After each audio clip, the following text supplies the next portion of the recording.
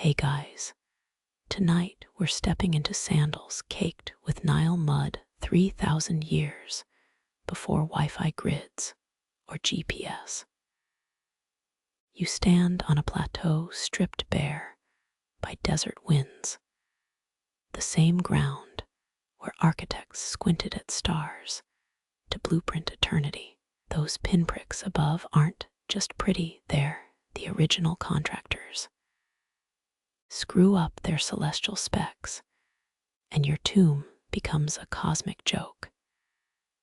Your linen tunic sticks as the night hums with scarab beetles. No flashlight, just the Milky Way's glow lighting papyrus scrolls. You trace constellations they called the indestructibles, stars that never set, forever circling the pole. Architects used these like a protractor's needle. Get the angle wrong, and your Pharaoh's soul tumbles into oblivion. History remembers winners, but tonight you're sweating under the same stars that judged their math. Here's the thing, they weren't just stacking rocks. Each pyramid's slope matched the sun's descent during equinoxes. A 52-degree kiss between geometry and mythology. Workers hauled limestone under skies so clear, the stars burned white holes in the dark. Did they curse Ra's obsession with symmetry? Absolutely. But when the Nile flooded and your entire farm washed away star-guided construction beats, farming crocodile-infested mud. Ever heard a pyramid hum? Certain corridors resonate when specific stars align. A quirk modern engineers blame on limestone density. Ancient texts called it the breathing of gods. Archaeologists found honey smeared on door lintels, maybe to sweeten the stone's song. Historians still argue whether those alignments were precise astronomy or drunk priests eyeballing Sirius after one too many date wines. So before you get comfortable, take a moment to like the video and subscribe, but only if you genuinely enjoy what I do here. Drop a comment with your latitude and local time. We'll calculate which pyramid angle matches your coordinates. Now dim the lights, maybe turn on a fan for that soft background hum, and let's ease into tonight's journey together. You crouch beside a priest astronomer, his eyes mapped more galaxies than Tinder profiles. He points to Orion's belt, 3 stars mirrored by Giza's pyramids. His nail-bitten finger drags across a star chart made of calfskin. Each hieroglyph whispers a rule. Build steepness to mirror the sky's tilt, or your legacy crumbles. Sand grinds under your knees as you stretch a measuring cord. One end tied to a post, the other weighted by a basalt chunk. The cord arcs like a falling star, perfectly mimicking the slope they'd later carve into stone. Miss by a finger's width, and the summer solstice sun won't ignite the altar fire. No pressure. A donkey brays in the distance, some poor soul's Uber delivering granite blocks. You smirk, imagining Yelp reviews from the afterworld. 1-star rating. The descending corridor faced the wrong damn constellation. My boss soul got lost for 6 millennia. Wind carries the tang of fermenting beer, workers' rations souring in clay jugs. You gulp a lukewarm sip, eyes locked on the North Star. It's drifted since Khufu's reign, but tonight, in this paused moment, It's their unwavering anchor. Your chisel scratches a guideline into bedrock. 30 years later, this groove will cradle a pyramid's first perfect stone. Crickets chirp a rhythm as you adjust a palmwood triangle, crude but effective. Its angle mirrors the dip between jackal's tail and hippopotamus constellations. Modern scholars would need laser theodolites. You've got jackal dung fires and stubborn hope.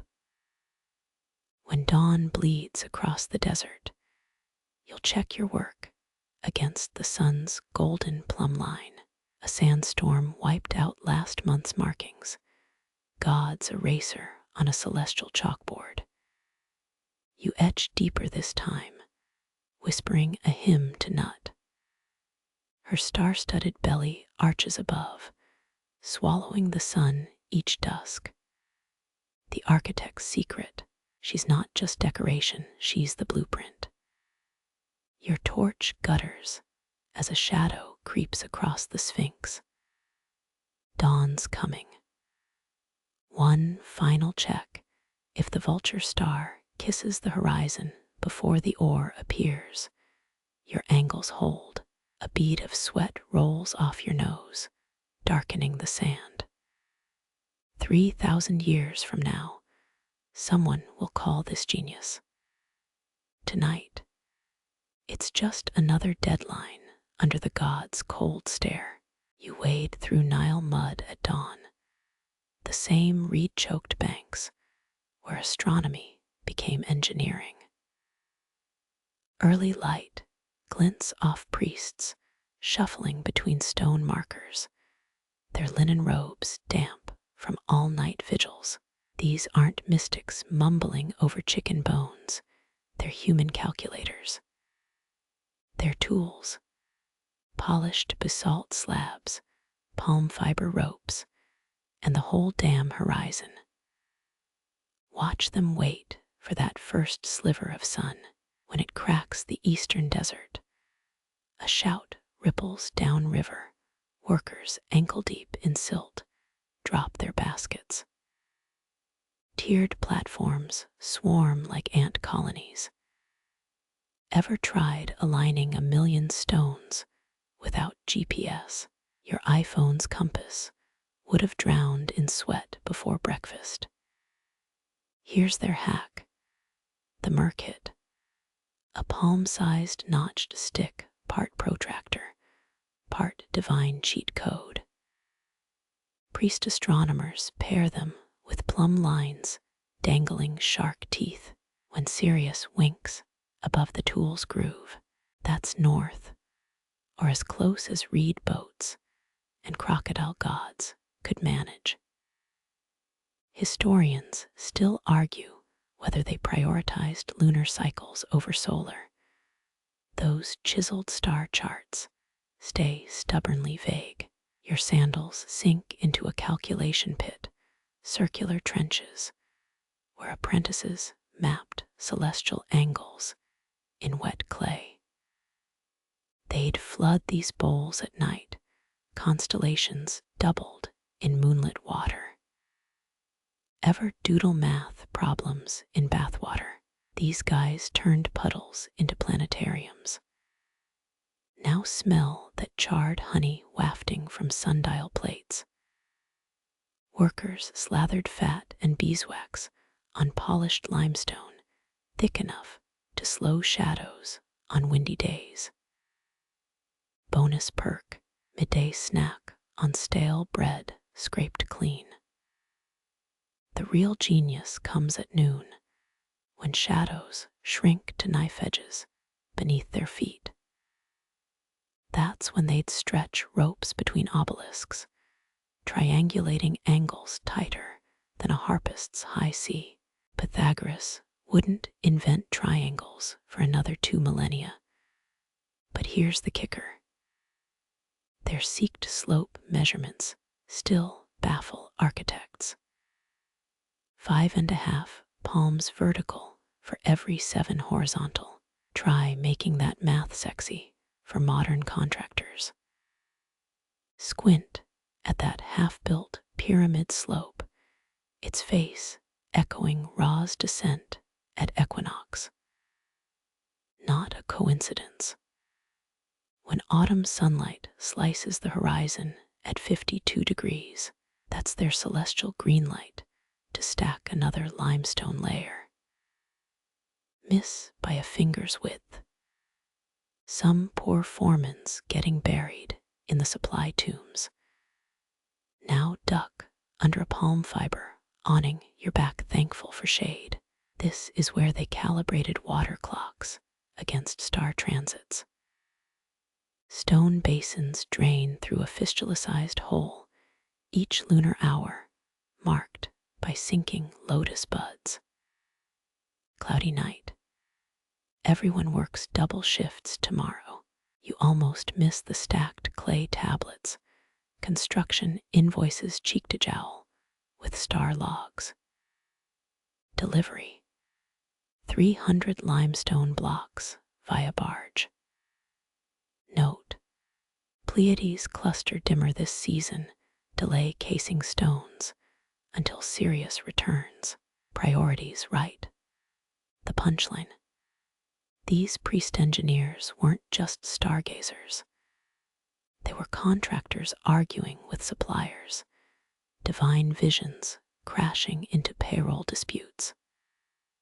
Found a ledger once, paid 20 sacks of barley to stonecutters, deducted 3 sacks for Orion alignment errors. Ancient Yelp reviews must have been brutal. As ibises flap overhead, you spot the legacy. Every pyramid angle, every tonnage calculation stems from mornings like this.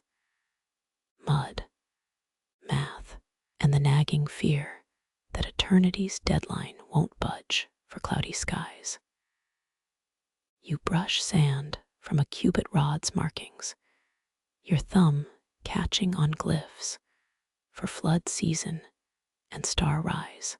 Workers haul a granite block past, its shadow stretching like a sundial's hand. Their secret. They're not just carrying stone, they're calibrating angles with every step. Here's the low-tech brilliance. Obelisks aren't just fancy landmarks. Plant one at dawn, and its shadow becomes a 500-cubit ruler. Architects would stretch soaked palm cords between 2 shadow tips, letting the sun bake them straight. Forget laser levels. Their plumb lines used shark teeth weights. Catch one mid-swing, and you'd earn 20 lashes. Precision wasn't optional. Scoop up a polished diorite ball from the tool pile. These stargazer stones rolled in carved tracks, their paths mimicking celestial movements. Some had copper grooves filled with Nile silt, an ancient spirit level.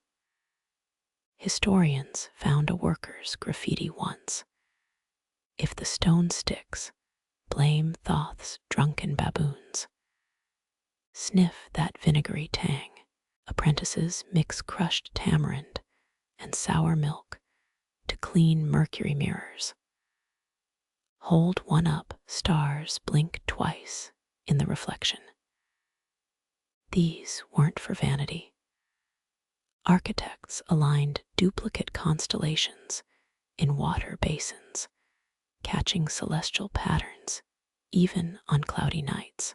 Ever played Connect the Dots with Venus? Their version could level a pyramid's foundation. The real MVP hides in that reed basket, a simple V-shaped palm stalk. Fill it with water, and voila, instant bubble level. They'd float these in trenches dug along pyramid bases. Tilted eastward, add more limestone packing. Workers called them Sobek smiles, though crocodile gods rarely grinned at construction delays. Listen, that's the clack of knotted counting strings. Overseers track labor hours with complex weaves, each knot a star's position when shifts began. Break a string. Better pray the hour recorders got drunk at lunch. Modern payroll apps have nothing on this anxiety. Step over the shadow trench, a 5-cubit deep groove splitting the worksite. At solstice noon, architects straddle it, their silhouettes bisected by sharp light. If both legs match length, the pyramid's slope stays true. One scribe's journal joked about engineers, with uneven buttocks causing the bent pyramid. Pluck a honeycake from that offering pile. It's not just snake god bait. Workers smear the sticky goo on inclined planes. How's that engineering? Rolled stones leave semicircular tracks, measure the arcs to calculate slope resistance. Dessert becomes data, though ants complicate the metrics. Peek inside the carpenter's tent. Those wooden models aren't toy pyramids, they're 1,000 scale wind tunnels. Hang ibis feathers inside to test air shaft angles. Too much flutter. Redesign before quarrying real limestone. One model survived, its surface scored with notes like weak northern breeze. Add corbels. Now drizzle water over that sloping chalkboard. Apprentices use reeds to sketch geometry in runoff channels, erasing mistakes with a foot swipe. Their textbooks, carved limestone flakes, reused as coasters for beer jugs. Education meets hydration, ancient multitasking at its finest. The quirky bit. Archaeologists found a tool belt with a moon fork, twin prongs spaced to measure lunar diameters. Some foreman probably shouted, "Not the harvest moon again." We ordered a crescent. Watch laborers pour water into alignment pits, their surfaces still rippling as stars emerge. Reflections help position the pyramid's apex. Every pharaoh wanted his summit piercing the Milky Way. Miss by a digit. The apology letter to the gods would take a year to inscribe. Historians still argue whether these tools held secret meanings, were plumb lines metaphors for moral straightness, or just cheap ways to dodge landslides. The math carvings suggest practicality. Poetry came after the pillars stood. You pocket a stray ochre die, its sides marked with fractions. Dice games doubled as training for probability calculations. Land a 6. You just proved the ideal slope for Ramses' summer palace. Gamble enough camels, and even outliers start making sense. As jackals howl past the storage yards, you grasp their legacy. Every modern ruler and laser measurer owes these innovators a beer or 40. They built the first protractors from shadows and spit, and somehow made eternity look easy. You squint southeast, where Sirius pierces pre-dawn murk like a diamond drill bit. This isn't just sparkle, it's Egypt's alarm clock. When the dog star first flickers above the horizon after 70 days of darkness, the Nile's about to burst its banks. Architects waited for this like kids counting sleeps till festival day. Feel that moist breeze, that's Sirius's doing.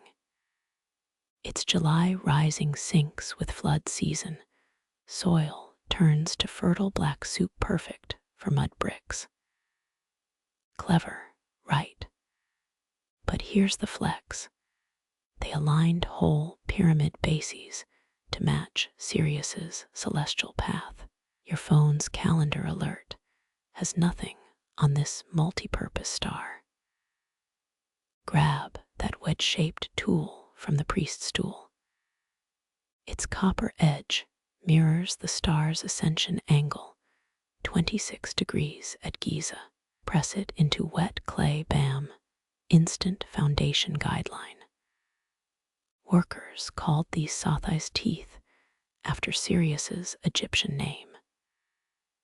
Misplace one. Better sacrifice a goat to Anubis before the foreman notices. Spot the granite slab etched with zigzags. It's not abstract art. Those grooves chart Sirius's wobbles over 18 years, like a drunk scribe's notes. Maybe. But tilt it toward moonlight, and the pattern matches flood records. Archaeologists found wine stains on one, because even star tracking needs a happy hour. Over here, those priests chanting Ipithem. They're not praying for hangover cures. It translates to counting the emergence, Sirius's annual reappearance. Their song's rhythm mimics the star's path and apparently annoys nearby baboons. Scrolls list penalties for priests who belch during the chorus. Crouch by the limestone model of the Nile. Priests pour water until it overflows. The flood starts precisely when Sirius glints in the embedded crystal. Get the timing wrong. The high priest gets demoted to crocodile feeder. Pressure breeds precision or stomach ulcers. The quirky bit, diggers found a burial pit with 7 mummified dogs, collars bearing Sirius glyphs. Were they sacred guides, or just some Pharaoh's over-the-top pets? Forensic brewers recreated their last meal fish and honeyed yeast. Let's call them good boys with a sweet tooth. Watch laborers hammer wooden stakes along the floodplain, each marked with hieratic numbers, distance between stakes, mirroring Sirius's arc. String connects them into a giant compass. One worker's diary complains about termites eating his star lines. Ancient problem. Modern termites still lack respect. Sniff the ink on that drying papyrus, garlic-based, to repel bugs. It details how the bent pyramid's shift matches Sirius's position during a drought. Coincidence? The scribe added a frowny face hieroglyph. Millennia before emojis, they mastered sarcastic marginalia. Kick a pebble into the alignment pool, ripples warp the reflected constellation. Architects used these distortions to calculate atmospheric refraction. Basically, early physics via splashy trial and error. Throw in a duck, and it's both science and mealtime. Historians still argue whether the Sirius alignment was precise astronomy or Pharaoh's PR team inflating royal horoscopes. Find a half-finished memo. If the star's late, tell them Ra's sailing slow. Cover-ups aren't a modern invention. Catch that apprentice sneaking a mirror off a tripod. It's part of the double dawn trick, reflecting Sirius's rise onto opposing temples like celestial multitasking. Get caught. You'll spend a decade repainting sundial numerals. Reach for a star loaf from the offering basket sesame seeds mark Sirius's position relative to Orion. Bite it, and you're literally eating an asterism, breakfast of champions, and mildly heretical snackers. As night falls, priests light cedar torches soaked in resin.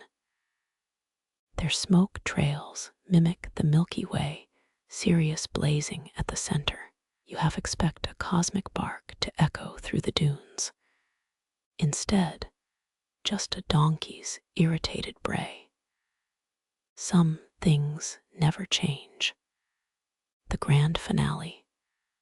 Workers bury a ceremonial adze beneath the pyramid's southeast corner, its handles carved with Sirius's hieroglyph, a star, a dog, and a splash. Future archaeologists will debate its purpose. You just hope it's not mistaken for a chew toy. You trace the smudged ink on a star chart, 3 bold dots forming a celestial belt. Orion's cosmic waistline hangs above Giza's dunes.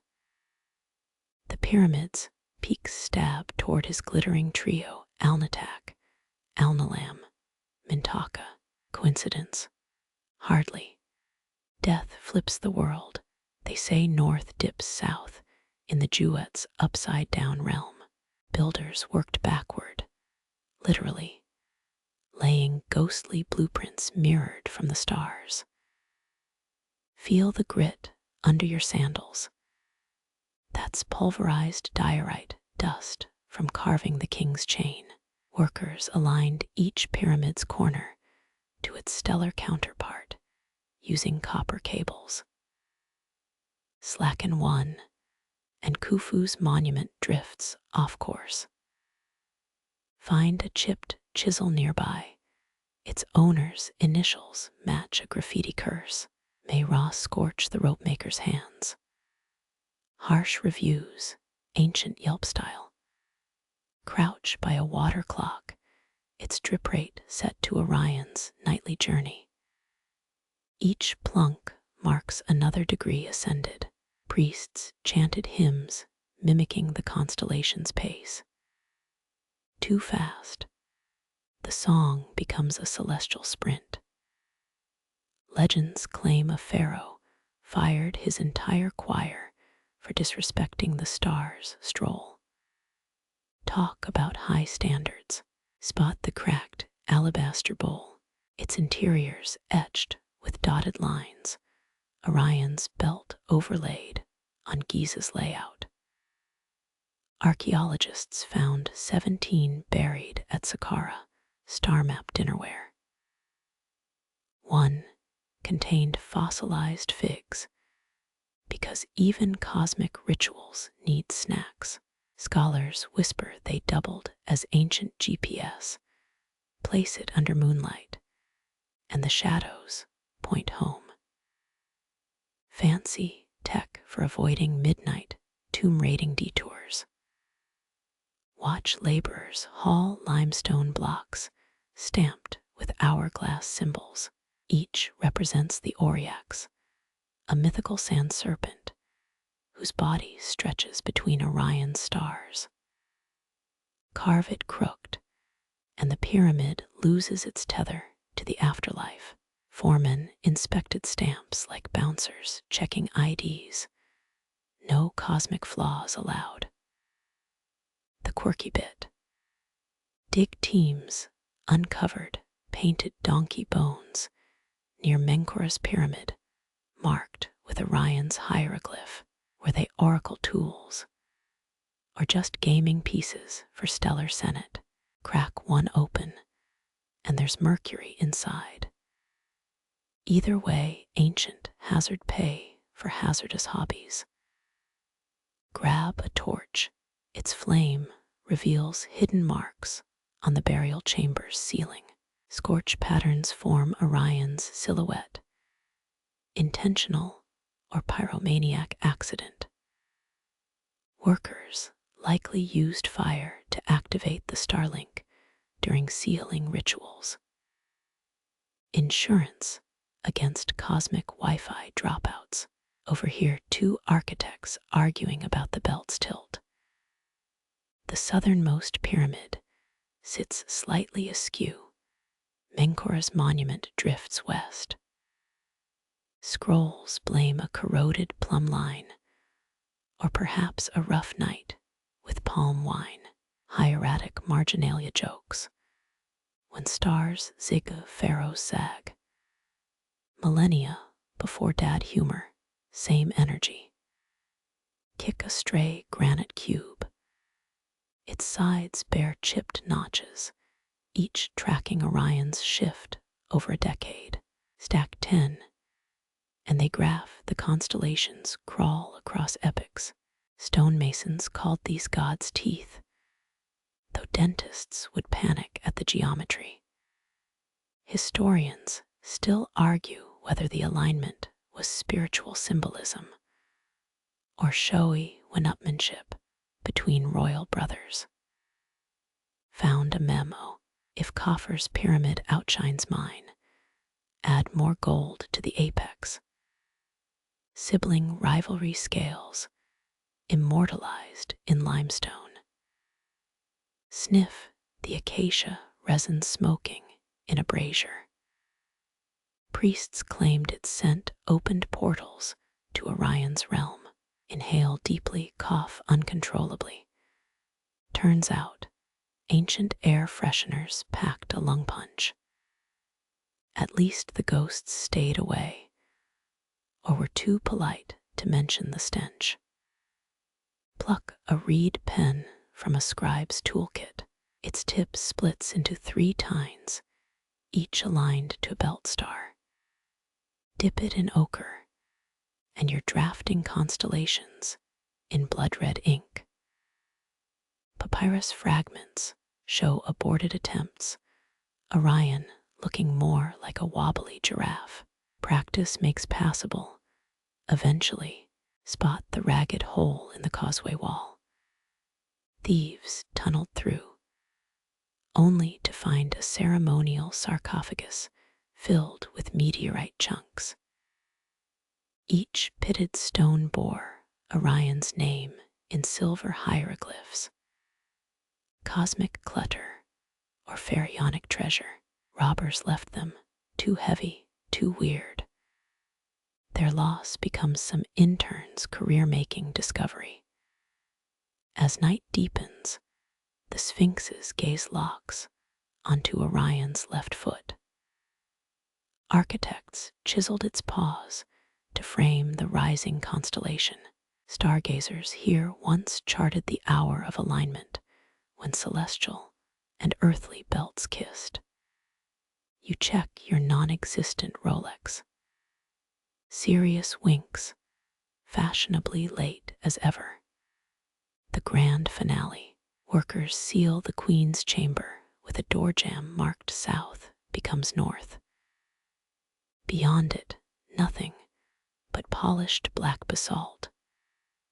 A mirror for the stars, or a backup compass for disoriented spirits. Either way, it's colder than a mummy's handshake. Dust swirls around your feet as summer's first sunbeam stabs through the hypostyle hall, its angle mathematically treasonous.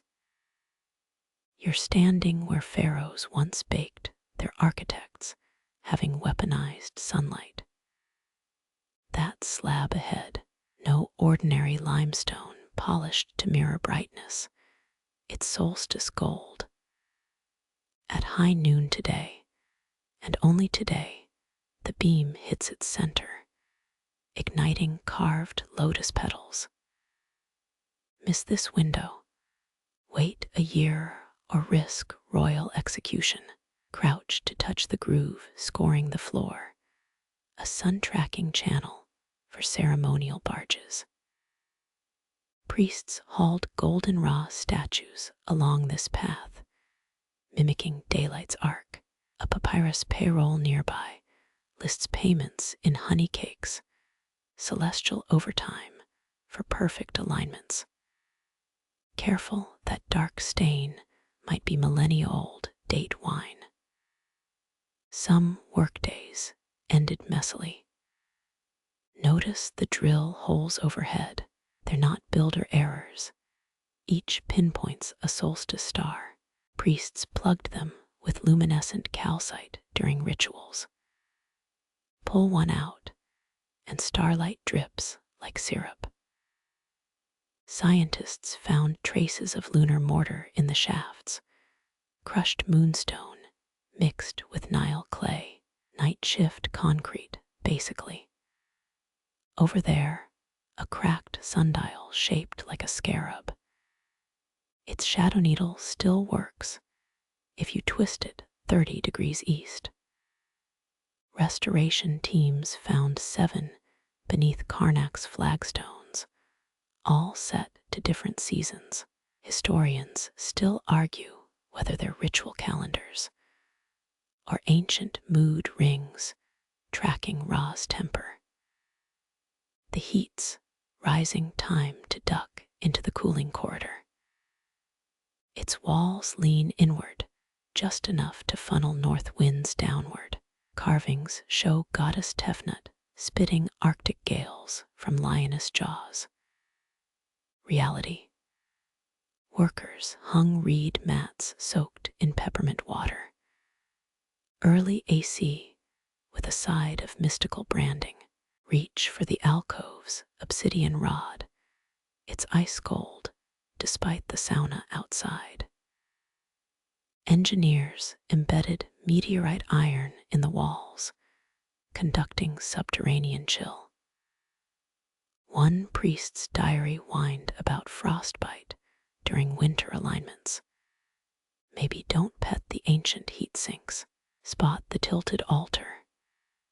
Every equinox, dawn light slices through a ceiling slit to strike its left edge. By sunset, the beam creeps to the right, a 16-hour timer in stone. Miss the alignment, though, and it illuminates a carved vulture screeching dunce in hieratic script. Peer pressure, pharaonic addition. That broken column on your left isn't rubble. It's a deliberate seasonal marker. Summer shadows create a palm tree silhouette. Winter turns it into a serpent. Groundkeepers replastered it annually, like updating a stone calendar app. Find a stain mural showing workers repainting shadows with ochre. OSHA violations meet performance art. Crunch over charred ibis bones, the result of a failed winter solstice ceremony circa 1324 BCE. Priests blamed a scribe's smudged star table. Modern X-rays reveal a mouse-gnawed papyrus. The rodent skeleton was found nearby eternal karmic takeout. Grab the chisel from that half-carved zodiac, its handles wrapped in solstice-themed complaints. Third shift, aligning Libra, demand time and a half offerings. Union negotiations sparked faster than Ra's solar boat. Here's the quirky bit. Archaeologists found honey residue in pivot holes near the autumn equinox door. Turns out engineers used it as lubricant for stone slabs moved once yearly. Beeswax almanacs, sweetening the grind of celestial deadlines. Wipe sweat from a cartouche, showing a menhodop, sweltering under a fan shaped like the Milky Way. His caption brags, I ordered night breezes trapped in daytime vaults. Poor court mages probably conjured excuses when humidity struck. Listen, that's not wind. Workers embedded bronze reeds in ventilation shafts to whistle during equinox gusts. Miss the proper pitch. They'd dismantle entire walls to tweak airflow. Music critics carved verdicts into foundations. Third register flat. Rebuild before inundation. The central obelisk's shadow now splits the chamber of hours. Perfectly, it's 3:15 p.m. by ancient metrics. How precise? Modern laser surveys show a 2-degree variance. Someone's missing their bonus bread rations over that error. Pocket a stone chip marked with an artisan's apology. Sandstorm ate my protractor. As sunset nears, the western wall glows amber, its surface varnished with resin from equinox-harvested trees. Each autumnal coat deepened the gold hue. Touch it, and your fingertips shimmer for hours. The original glitter bomb. Historians still argue whether these alignments showcased scientific prowess or desperation to control uncontrollable seasons. Find a charred prayer. May Ra stop shifting his cursed hips yearly. Even sun gods needed consistency coaches. When the last light fades, a hidden crystal embedded above the door refracts starlight onto the floor. It outlines the constellation Sobek, the crocodile god of the Nile's floods. His jaw aligns with the river's annual rise. Assuming priests didn't miscalibrate during beer festivals, you exit as workers reseal the chamber with a moon-dusted plug. Their song echoes. Summer's ribbon cuts stone, winter's chisel grinds bones. The stars hum backup vocals, slightly off-key, but forgiven. Night's first stars prick through indigo. Your sandals crunch over chips of math. Each limestone shard holds a fraction, the ghost of some long-dead surveyor's chalkboard. That ramp ahead isn't for hauling stones. It's a giant protractor smeared with beer. Work crews poured barley brew into trenches, stone age levels where foam revealed uneven terrain.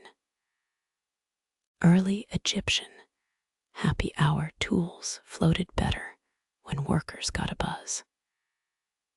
Kneel beside a scribe's toolkit, a frayed palm fiber brush, hematite ink cakes, and a notched cubit rod. The grooves aren't measurements, they're coded lunar phases. 18 marks for the moon's rising arc, 30 for its waning sigh. Architects divided fractions, using the eye of Horus myth. Each torn piece became a unit. Betrayal by deity, repurposed as office supplies. Grab the ochre-stained mallet leaning against the alignment pole. Strike it, the copper cap rings A-sharp. Tuned rods created sonic levels across construction sites. Miss a note, and the whole site howled corrections.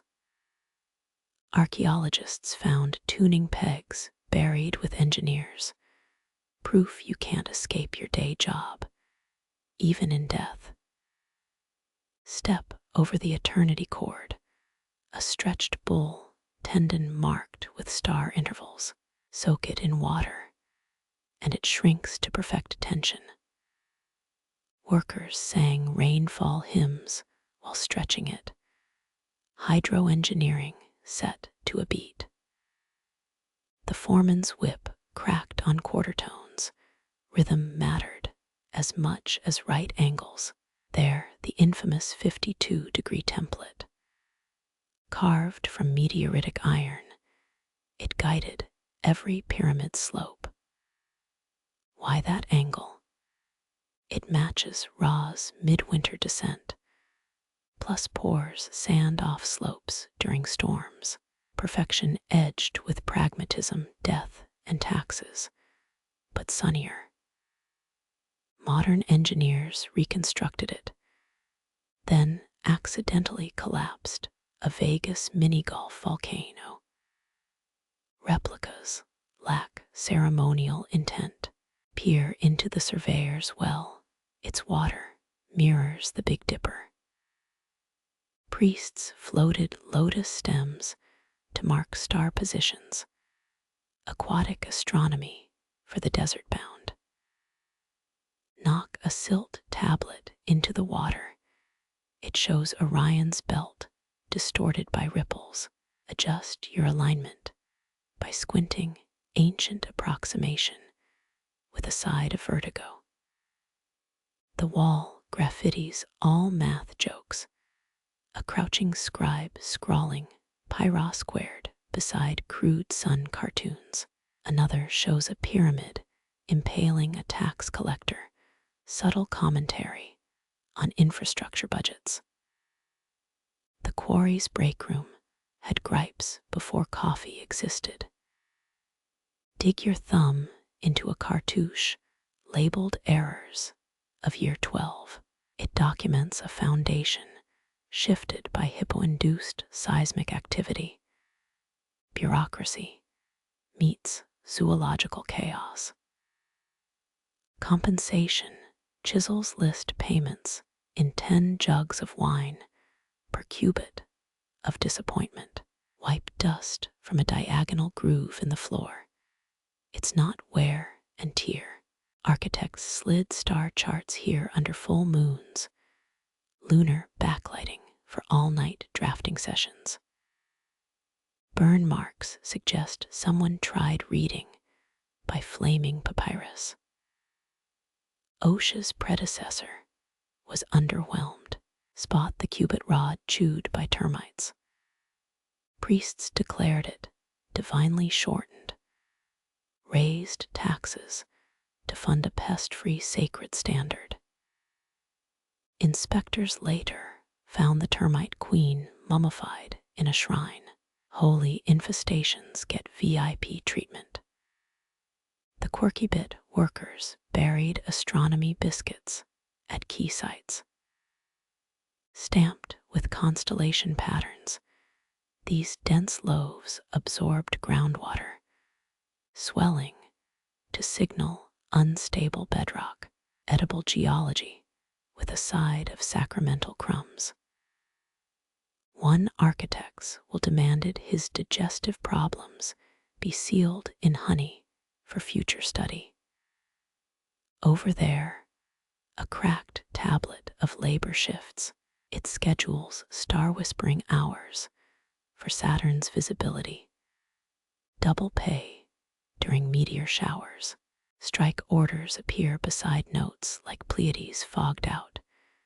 Try again next millennium. Patience wore thinner than papyrus. Historians still argue whether pyramid angles shifted over decades, or if crumbling edges fool modern lasers. Find a plaster patch labeled Thoth's quick fix. Good until next inundation. Even gods cut corners. The North Star's reflection glimmers in a mercury pool below your feet, an unstable compass for shaky hands. Inhale toxic fumes while aligning true north. Immortalities, a hazardous career path. Workers' bones buried nearby show mercury levels that shut down a modern lab. Safety third, celestial glory first. Count the chisel strikes on the wall. There's a Fibonacci sequence hidden in the pockmarks. Accident or coded labor hours. A foreman's ledger lists 39 blows for Saturn, 41 for Jupiter. Overtime mythology, paid in bread mold. When dawn bleeds across the quarry, shadows stretch the 52-degree template into an elongated monster. Its teeth gnaw the horizon, Ra's daily rebirth as geometry. You pocket a stone flake etched with a worker's sigh. 2 million blocks laid, 5 million headaches remaining. The stars fade, but their echoes linger in every slope. Sand becomes numbers, numbers become tombs, tombs become ghosts, whispering ratios. A dung beetle rolls its dung ball past your foot, perfect sphere, flawless execution. Even insects hear architect better than most undergrads. Moonlight silvers the dunes as day crews vanish, their complaints swallowed by scarab beetles. You linger past curfew, towing the foreman's star-charted work orders. Night shifts began at Sirius. Zenith engineers believed cooler air-tightened measurement cords. Workers cursed Orion's belt while hauling limestone, their breath frosting in unnatural desert chill. Archaeologists found frost-damaged murals, proof of winter labor under constellations. Ahead, copper braziers cough embers onto alignment rods, each flame twisted like a crooked constellation. The rods aren't mere guides. They're tuning forks struck against bedrock. Listen, a B-flat hum ripples through the plateau. Miss a note, and somewhere a priest adjusts his protractor. Modern experiments recreated the tones, accidentally summoning every jackal within 3 miles. Grab a torch soaked in rancid goat fat. It's the olfactory price of precision. The smoke reeks like burnt hair, but lights twice as long as date palm oil. Workers rubbed mint leaves under their noses, ancient fix with a side of futility. Your eyes water tracing the torch's arc. It writes cursive shadows across plumb lines. Each flicker redraws the architect's intentions, a disco strobe for necropolises. Step over a ledger scrawled in red ochre. Third shift. 42 workers, 10 drunken sculptors, 1 astronomer who won't shut up about Venus. Productivity metrics haven't evolved much. The foreman's bench holds a wine jug labeled for emergencies, defined as anytime Thoth's star chart gets rained on. There, the stargazer's stool. Its legs are uneven to match the Nile's curvature. Sit, and you'll list westward, compensating for Earth's spin during all-night vigils. Priests claimed it helped align with the sky's tilt, but maybe they just hated straight-back chairs. Workers added a papyrus cushion stuffed with ibis feathers, early ergonomics with a sacrificial twist. Kneel beside the star trough, a limestone channel filled with mercury. Reflected constellations quiver as you breathe liquid astronomy. For THE Chinese letter, Chinese letter, Chinese letter, dipping a reed into the poison pool, you etch tomorrow's alignment. Mercury clings like metallic sap. Safety protocols involved shouting, "Don't lick the compass," every hour. Skeletons near Cairo still have silver teeth from chronic exposure. Spot the chisel marks defacing a royal cartouche. Some midnight vandal carved, "Khufu's mom was right." Gossip survived 4 millennia etched deeper than prayers to Osiris. Another graffito shows a pyramid with cartoon legs running from creditors. Eternity's a long time to dodge debt collectors. The quirky bit workers buried complaint ostraca under each cornerstone. These pottery shards document gripes like too many scorpions in my sandals. And Ra's breath stinks today. One archaeologist found a shard reading, "If I carve one more false door, I'll become one." Occupational hazards immortalized. Dodge the patrol priest swinging a censer. Its myrrh smoke hides the scent of slacking. His sandals have copper cleats to click against sneaky sleepers. Nap Faystone, and you'll wake with a cobra tattoo on your backside, both a threat and art commission. Historians still argue whether night labor prevented heat stroke or just hid slipshod work from Pharaoh's inspectors. A fractured tablet lists moonlight discounts for rushed jobs, plus a doodle of Anubis face-palming.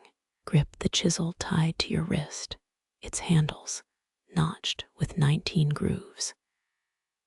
Each represents a corrected error or beer's ode after shift. Strike a faulty block, and the sound echoes like a drunk hippo. Quality control by tinnitus. Your ears ring with the ghosts of bad decisions. When the Milky Way bleeds into dawn, workers slump against stones, still warm from daylight. Their snores harmonize with the Nile's distant cough, a lullaby for half-built eternity. You pocket a shard from the night's last adjustment. Its edge says this seemed straighter after the third jug. Torches die as Ra's chariot crests the dunes. The horizon swallows both stars and mistakes. Another night baked into the geometry. Another acre of forever mortared under Sirius. Watch, a gecko scuttles over fresh limestone, tail ticking like a metronome. Even reptiles keep time here. The gecko's metronome tail fades as dawn bleeds upward, its rhythm replaced by hammers correcting yesterday's mistakes. You crouch beside a cracked plumb line, its weighted stone chipped from too many adjustments. Earth's wobble betrayed them, Polaris drifting north like a runaway camel. A worker's chisel etches fresh notches into the alignment rod, each groove a star's correction over decades. Archaeologists found rods with up to 72 recarved marks, celestial drift made tangible. Brace against the wind carrying whispers of failure. A snapped measuring cord whips past, nearly garroting a snoozing scribe. His ledger flips open to year 17 of Khufu. Paid 20 sacks of grain to silence the astronomer who noticed Sirius had shifted. Cover-ups aren't a modern invention. Workers buried flawed stones under ramps, their protest notes written in slang, so crude even Google Translate blushes. Peek into the error shaft, a hidden tunnel where botched angles get ritualistically drowned in honey. Turns out, nothing says we'll fix it tomorrow like entombing mistakes in sticky oblivion. The mainstream bit. Carbonized honey traces still cling to those walls, confirmed by a 1983 dig. The quirky twist someone threw in a mummified honey badger mid-snack, eternally unimpressed. Palm a sun-bleached shard from the sand third flood cycle, fucked up the southeast corner. Again. Cursive hieratic can't hide that fatigue. Misaligned corridors birthed the first overtime workers paid in onions to reshuffle blocks under Scorpius. Sting. Onions fueled more than pyramids. They were Bronze Age Red Bull, crunchable and tear-inducing. Spot the foreman's secret weapon, a limestone compass calibrated to Thuban, the old North Star, its central pins worn down to a nub. Polaris, upstart glow, eroded their certainty. Chip at its base reads, Setepras folly in proto-demotic, likely the foreman who ignored procession warnings. His punishment, hauling night soil until Sobek devouring the sun festival. Occupational hell, immortalized. Stumble over a text that isn't about star math. Nefertiti's Lullabies, Volume 7. How to Soothe a Colicky Sphinx. Priorities, people. Walls bulge where haste overruled geometry. Stonemasons filling gaps with reed pulp and prayer. A fresco hides the worst bulge, depicting Ra's bark on choppy waters. Art. Ancient drywall over existential dread. Historians still argue whether the wobble grooves were deliberate corrections or wine-fueled guesswork. A lunar graffiti cycle shows Khufu face-splinting into a brick pile caption. King who built with his nose. Either way, perfection's a moving target when the sky's your contractor. Sniff the air-charred cedar. Night crews burned mismatched stones, erasing evidence before dawn inspections. Ash swirls into hieroglyphic shapes, maybe a prayer, maybe a middle finger to QA. Your sandal crunches a scarab shell, its iridescence mirroring the Pleiades. Even beetles carried cosmic weight here. The shift ends as Canopus winks out, its southern glide demanding yet another blueprint revision. Workers drop tools mid-swing, leaving half-carved slopes. Eternity can wait, breakfast beer can't. You pocket a chisel dropped in 2560 BCE, its ghost still warm from hands that never saw their work finished. Ra's first rays hit the perfection tax jar, a clay pot where engineers drop debins after each error. The fund built a lovely leper colony, far downstream, where failures wouldn't stink up the brand. A jackal noses the jar's rim, tasting 4 millennia of copper regret. Flecks of malachite glitter in your footprints as you retreat each step, erasing a night's worth of corrections. Somewhere, a priest sighs and picks up his hammer. The plateau exhales, holding its breath until darkness returns. The chisel's ghost still warms your palm as you step into a half-carved chamber, its walls feathered with star maps. Your torch flickers across a cornerstone etched with nut, her arched body swallowing the ceiling. Fingers brush hieroglyphs where her skin isn't sky, but a Chinese letter, Chinese letter, Chinese letter, Chinese letter, Chinese letter grid of coordinates. Mainstream textbooks skip this. Nut's spine aligns with the Milky Way, but her knees. That's the heliacal rising of Alpha Centauri. A sneaky way to encode southern stars. Dust crumbles from a niche, holding a desiccated ibis, Thoth's sacred scribe. now a featherless bureaucrat of the afterlife. Beside it, a scrap of linen lists constellation passwords for bypassing underworld demons. One entry reads, "If confronted by the devourer, name the third star in Orion's dagger safe, not Alnitak." They're picky. Efficiency meets cosmic bureaucracy. Lean closer, smell cedar resin and myrrh bleeding from the stones. Dried Nile mud plugs a crack in the west wall, and something sparkles inside. Dig out a flake of meteorite iron forged into a tiny ankh. X-ray scans in 2017 proved 3 Giza pyramids contain space metal charms. The quirky kicker, this one's fused with a sesame seed, snack for the eternal soul. A shadow pools at your feet, not yours. Look up. Nut's outstretched hands grip 12 solar discs, each a different size.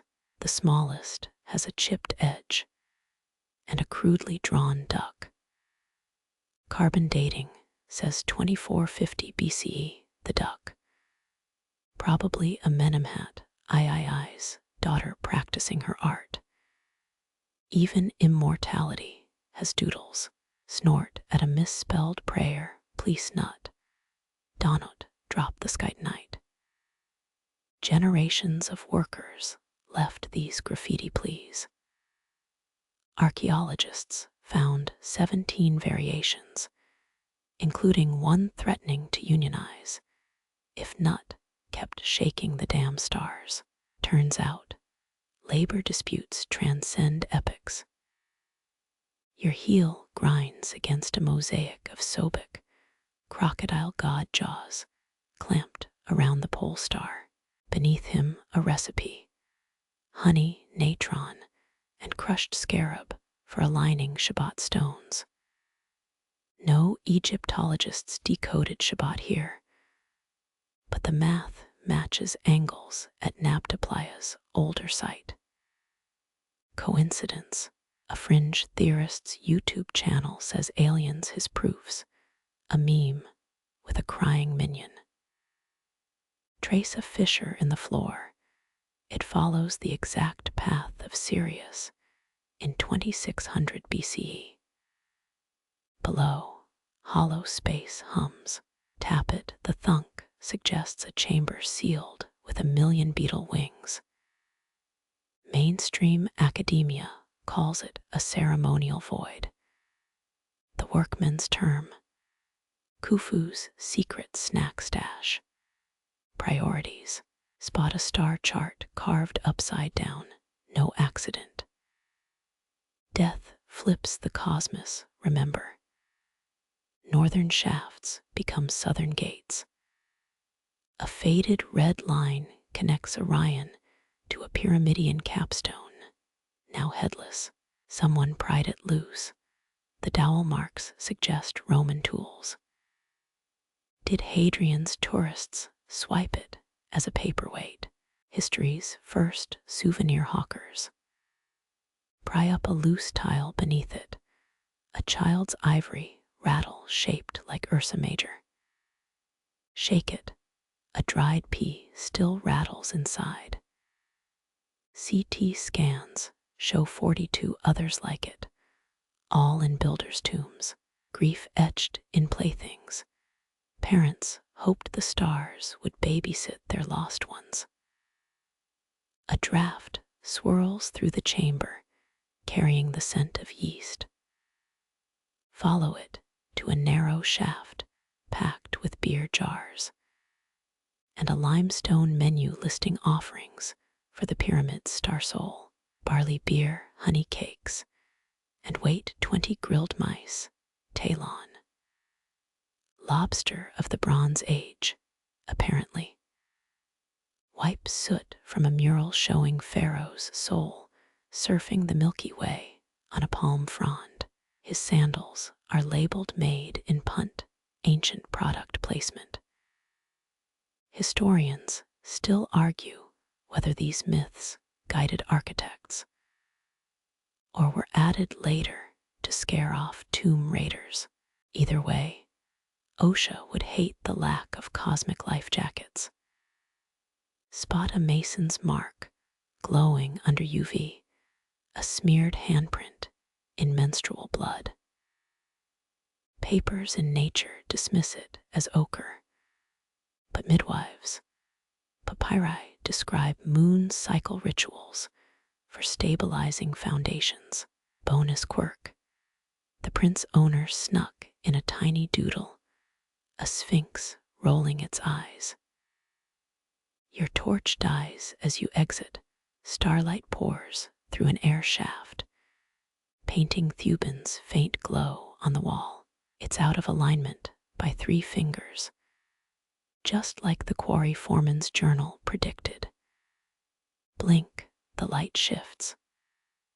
Nuts' laughter echoes as dawn ambushes the stars again. The chamber seals behind you with a whisper of displaced sand left behind, a child's rattle, a meteorite snack, and the enduring gag of a duck in the cosmos. Somewhere, an architect's ghost mutters, "Good enough for eternity." Your sandals sink into Nile mud, still warm from yesterday's flood, the river's gift and curse. Peasants wade nearby, baskets heavy with emmer wheat, same as their ancestors hauled for Pharaoh's bread. Look up, Sirius winks just above the horizon. That's your mainstream fact. Its first morning glow meant start digging canals for 4,000 years. Miss that signal. Famine by autumn. A farmer squints at the water, flipping a copper sickle like a coin. Heads, floods high. Tails, his sister-in-law owes him a goat. Ancient crop insurance. His loincloths patterned with little hippos, which explains the bite mark on his ankle. Historians still argue whether those floods dictated pyramid angles, or if priests just liked blaming delays on cosmic turbulence. Follow the reek of fermenting grain to a worksite bakery. Workers knead dough with feet calloused from quarrying limestone. Multitasking before it was a resume bullet. Ovens mimic pyramid slopes, 52 degrees, for optimal flatbread crispness. A fresco shows Ra scowling at a lopsided loaf. Sun god hates soggy bottoms. A mason whispers, winking, as he pockets a sesame roll. Spot the foreman's ledger scratched onto a broken pot shard. Entries toggle between 382 stones delivered and 3 sacks of chickpeas moldy. Blame the Scorpion King. Administrative poetry. One line mentions star-guided levees and a bet on how many crocodiles the flood would strand in the marketplace. Spoiler: 17. Duck into a reed shelter, workers break room. Dice clatter across a star chart carved into the floor. Gambling with celestial coordinates, Thoth's original fantasy sports league. A young laborer grooves to a lute's twang. His song lists constellation-based pickup lines. Your eyes outshine Kappa Draconis. But can I align my plumb bob with your? The rest gets censored by a flying onion. Outside, kids skip stones where surveyors' ropes once snapped. Their game's target: a half-sunken obelisk, dubbed Uncle, Sobek's bad tooth by locals. Each ricochet mimics the Nile's ancient soundings, splash pitch revealing silt depth. Archaeologists found 16,000 similar stones in Giza's worker villages. Turns out, playtime doubled as training for celestial math whizzes. A shout rises. Someone's spotted the flood's first debris: palm fronds, a cracked amphora, and a wooden doll with Hather's cow ears. Fishermen bow divine recycling. You pocket a shard of blue faience. Its glaze matches the midday sky. Modern spectrometers proved this blue was timed to star Delta Aquarii's zenith, the color of inundation ready. Pry open a mud-sealed jar stashed between granary bricks. Instead of grain, papyrus scrolls. Flashlight reveals crop rotation tables, layered with doodles of grumpy oxen. One margin reads, "If the plow stars dim, plant lentils, or risk Aunt Nephrit's wrath." Farming meets astrological disaster prep. The quirky kicker, backside diagrams, show how to stack lentils into mini pyramids. Snack structural engineering. Dodge, a parade of priests hauling the Jed pillar, symbol of stability.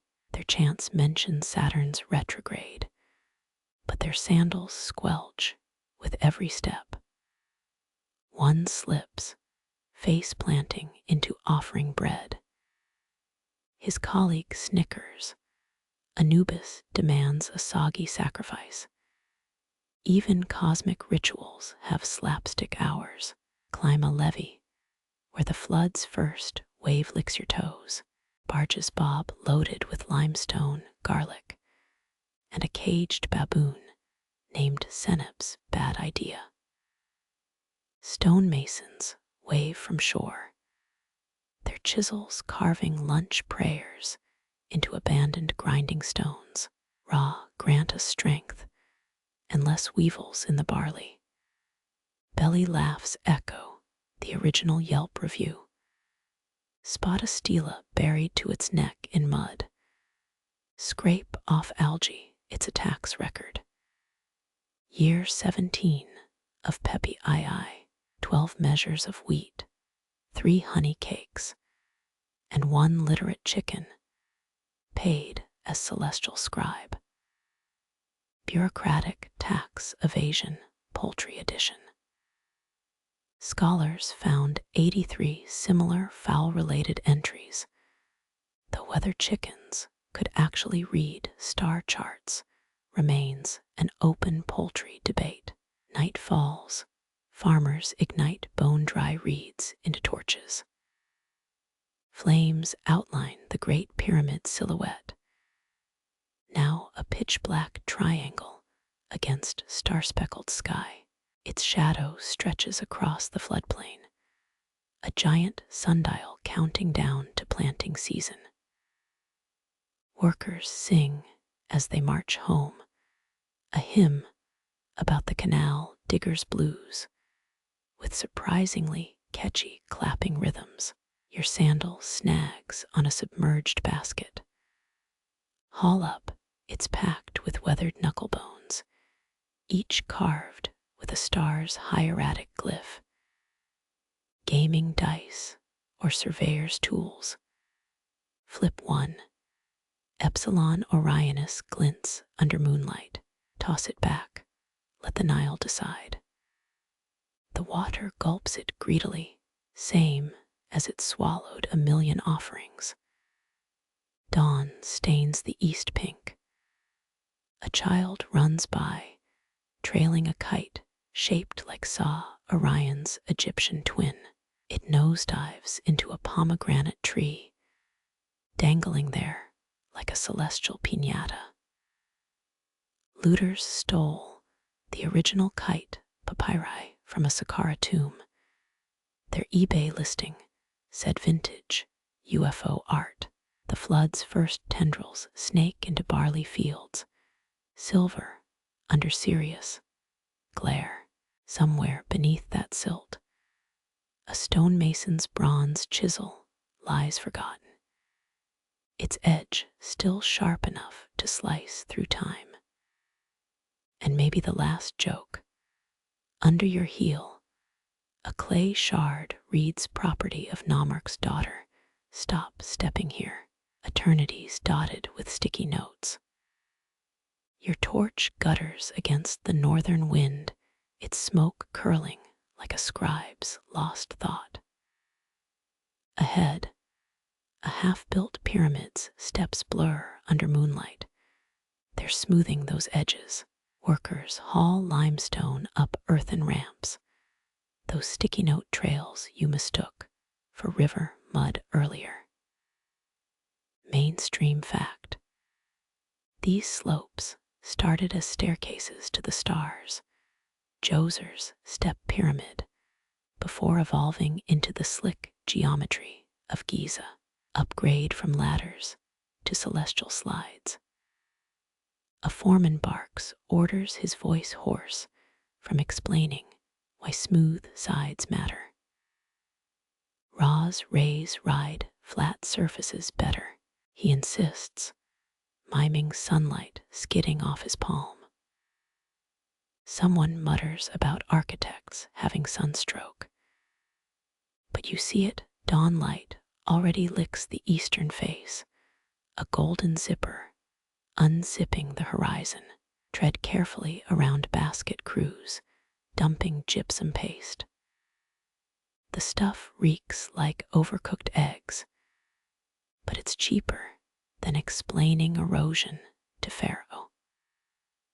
One laborer sculpts a tiny sphinx from spillage, its paws clutching a dung beetle.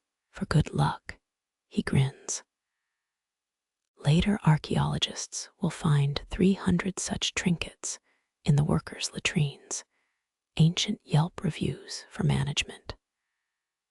Climb a ramp yourself, your soles sliding on pottery shards embedded for traction. Clever grip hack until you spot blood mottling the clay. A painter ahead corrects hieroglyphs on a casing stone. His brush flicks between eternal life and a crude doodle of a vomiting jackal. Historians still argue whether ramps were dismantled or became part of the pyramid's holy guts. Pause where the incline steepens, 52 degrees exact. Below, the ramp splits into two paths, one for sledges, one lined with wine jars. A priest passes, sprinkling juniper berries onto the stone road. For the gods' thirsty journey, he intones. Workers quickly pocket the holy snacks. At the summit, masons chant as they fit the capstone's base. Their song's rhythm matches pulleys groaning below music by forced labor orchestra. Someone's chiseled a game board into the limestone senate, but with constellations as pieces. A foreman's sandal grinds over Draco's tail, gaming breaks over sacred geometry. Peer east, the desert sprawls like unrolled papyrus. Those shadowy lines aren't dunes. They're older, failed pyramids. Their crumbled edges peek through sand ghosts of wrong angles. One even tilts like a drunk obelisk. Quirky tidbit.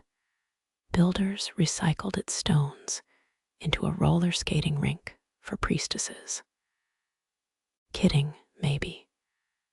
A shout whined yanks a worker's wig into the abyss.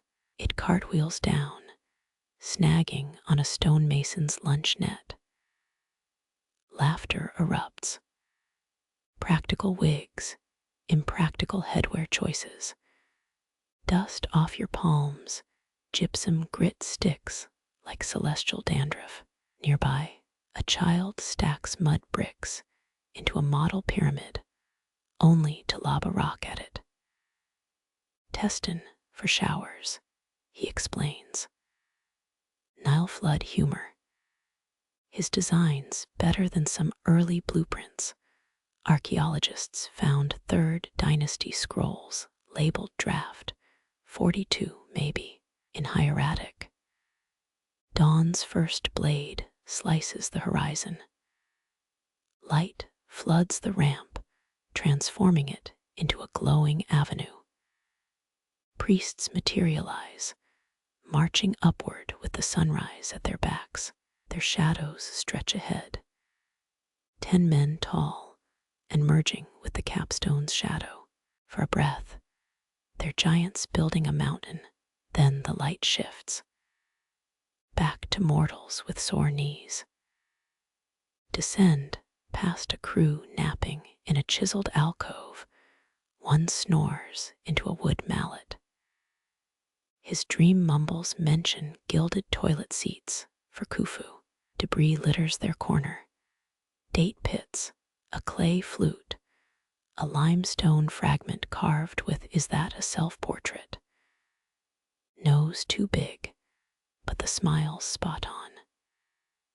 At the base, a commotion, oxen resist dragging a sledge. A handler whips out a lute and croons a herd lullaby about star-guided pastures. The beasts droop, swaying. Music tames what coercion can't. Works faster than onions up the nose. The driver winks. Flick a scarab off your shoulder. It clatters against a water clock. The device's drip matches a nearby drummer's beat. Timekeeping via percussion. Workers sink there, chiseling to the rhythm, metronome of the ancients. Miss a tick, risk a thumb, spot a love poem scratched near the quarry road. Your beauty outshines the bent pyramid, and unlike its capstone, you don't sag. Smooth, unless your crush's an architect. Elsewhere, a complaint. Tenant radishes for lunch. The gods mock us. As night falls, torches outline the ramp, now a luminescent spine. Workers trudge home, their shadows giants again. You linger, pressing a palm against the pyramid's face. Warmth lingers from Ra's touch. Or maybe just friction from 2 million stones grinding into eternity. The wind carries a foreman's final shout. Lose a finger today. Offering tables that way, laughter fades as stars swarm overhead, Orion winking at its earthly mirror. Somewhere below, the Nile slurps up another moonlit, offering a child's forgotten mud pyramid, dissolving grain by grain. The Nile's muddy offering dissolves under your sandals. As you approach Memphis, moonlit archives, the air smells of reed pulp and myrrh. Scribes hunch over papyrus scrolls, their brushes whispering ratios. You expect star charts, but this looks like crocodile tax records. A priest notices your confusion. Decoy documents, he smirks, flipping a ledger to reveal hidden constellations. Mainstream fact, these star tables tracked 36 Deccan groups, each marking an hour of night. The real treasure, fractal math predicting Sirius, return scribbled between inventory lists for beer rations. Step closer, the priest's lamp reveals shimmering ink. Beetle wing green for the Nile, crushed lapis for the sky vault. Someone's added marginalia, a stick figure goddess juggling planets, copied from Imhotep's originals. The priest brags, though his fingers twitch near a wine jug, sniff the air sweet resinous. They're burning juniper berries or masking the reek of decaying papyrus. Quirky tidbit. Scroll repair teams used honey as adhesive. Archaeologists still debate whether those sticky fingerprints belong to scribes or ancient ants with a sweet tooth. A crash makes you jump. A junior acolyte trips over a cat mummy. It's this month's 9th accident. Suspicious, given the feline's embroidered collar reads property of Bastid's temple. The high priestess walks in, her beaded gown hissing like a shaken sistrum. You've seen nothing, she states, repositioning the mummy as a doorstop. Clever reuse, unless you're the cat. She unfurls a scroll wider than 2 outstretched arms. The star table glows, dots connected into lions, gods, harvest cycles. Memorize this, she orders. Your eyes catch Orion's belt labeled Pharaoh's backscratcher. Hieratic script loops around zodiacal dragons. Instructions for aligning pyramid air shafts. Historians still argue whether these were practical guides or cosmic fanfiction for bored astronomers. Nearby, a clay tablet bears the imprint of a woman's hand, her palm over Ursa Major. The priestess traces it. Night shift priestesses mapped stars, she murmurs. Men took credit, but we kept the best charts under our wigs. You imagine celestial data itching beneath horsehair curls, a literal brain trust. A sandstorm rattles the shutters. The priestess bars the door with a ceremonial oar painted with the Big Dipper. For navigating floods and paperwork, she deadpans. Workers outside curse as scrolls become kite fodder.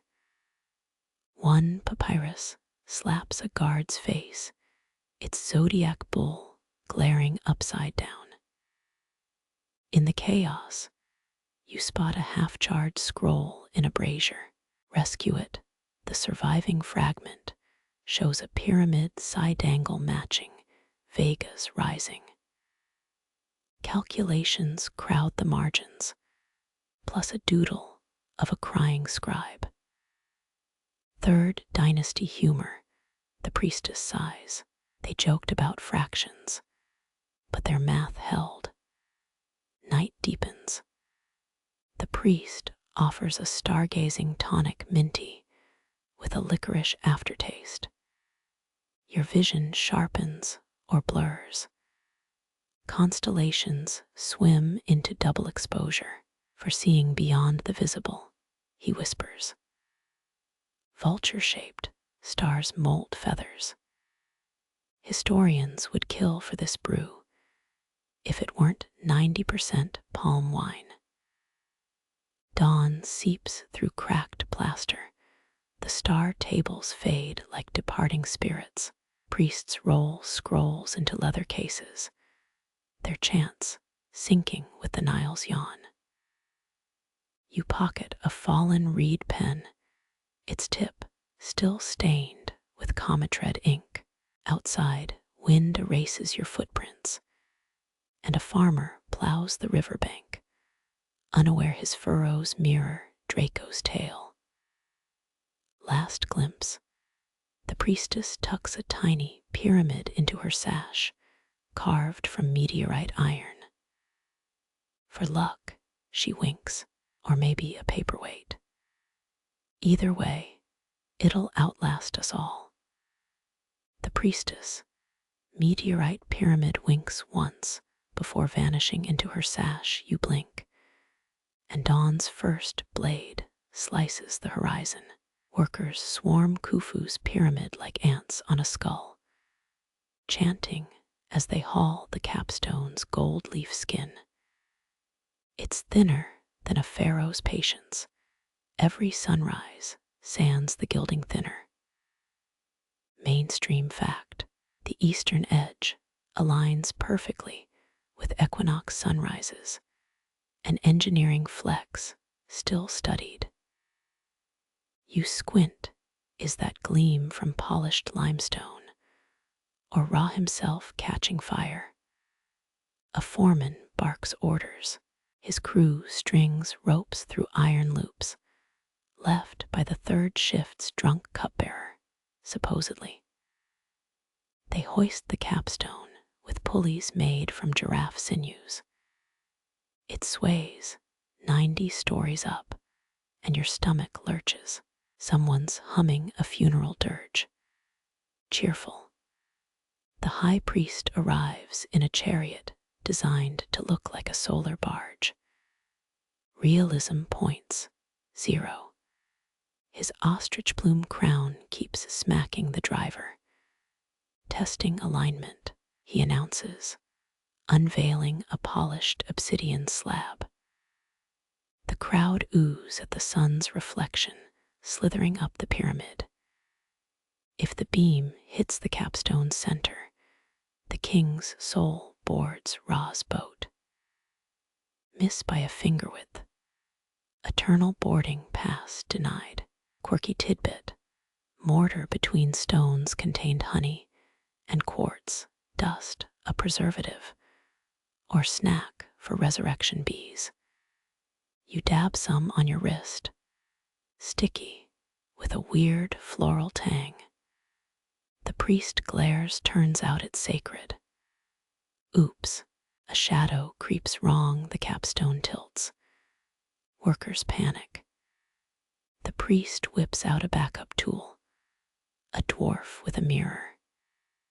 He's tossed into a basket, hoisted to adjust the angle.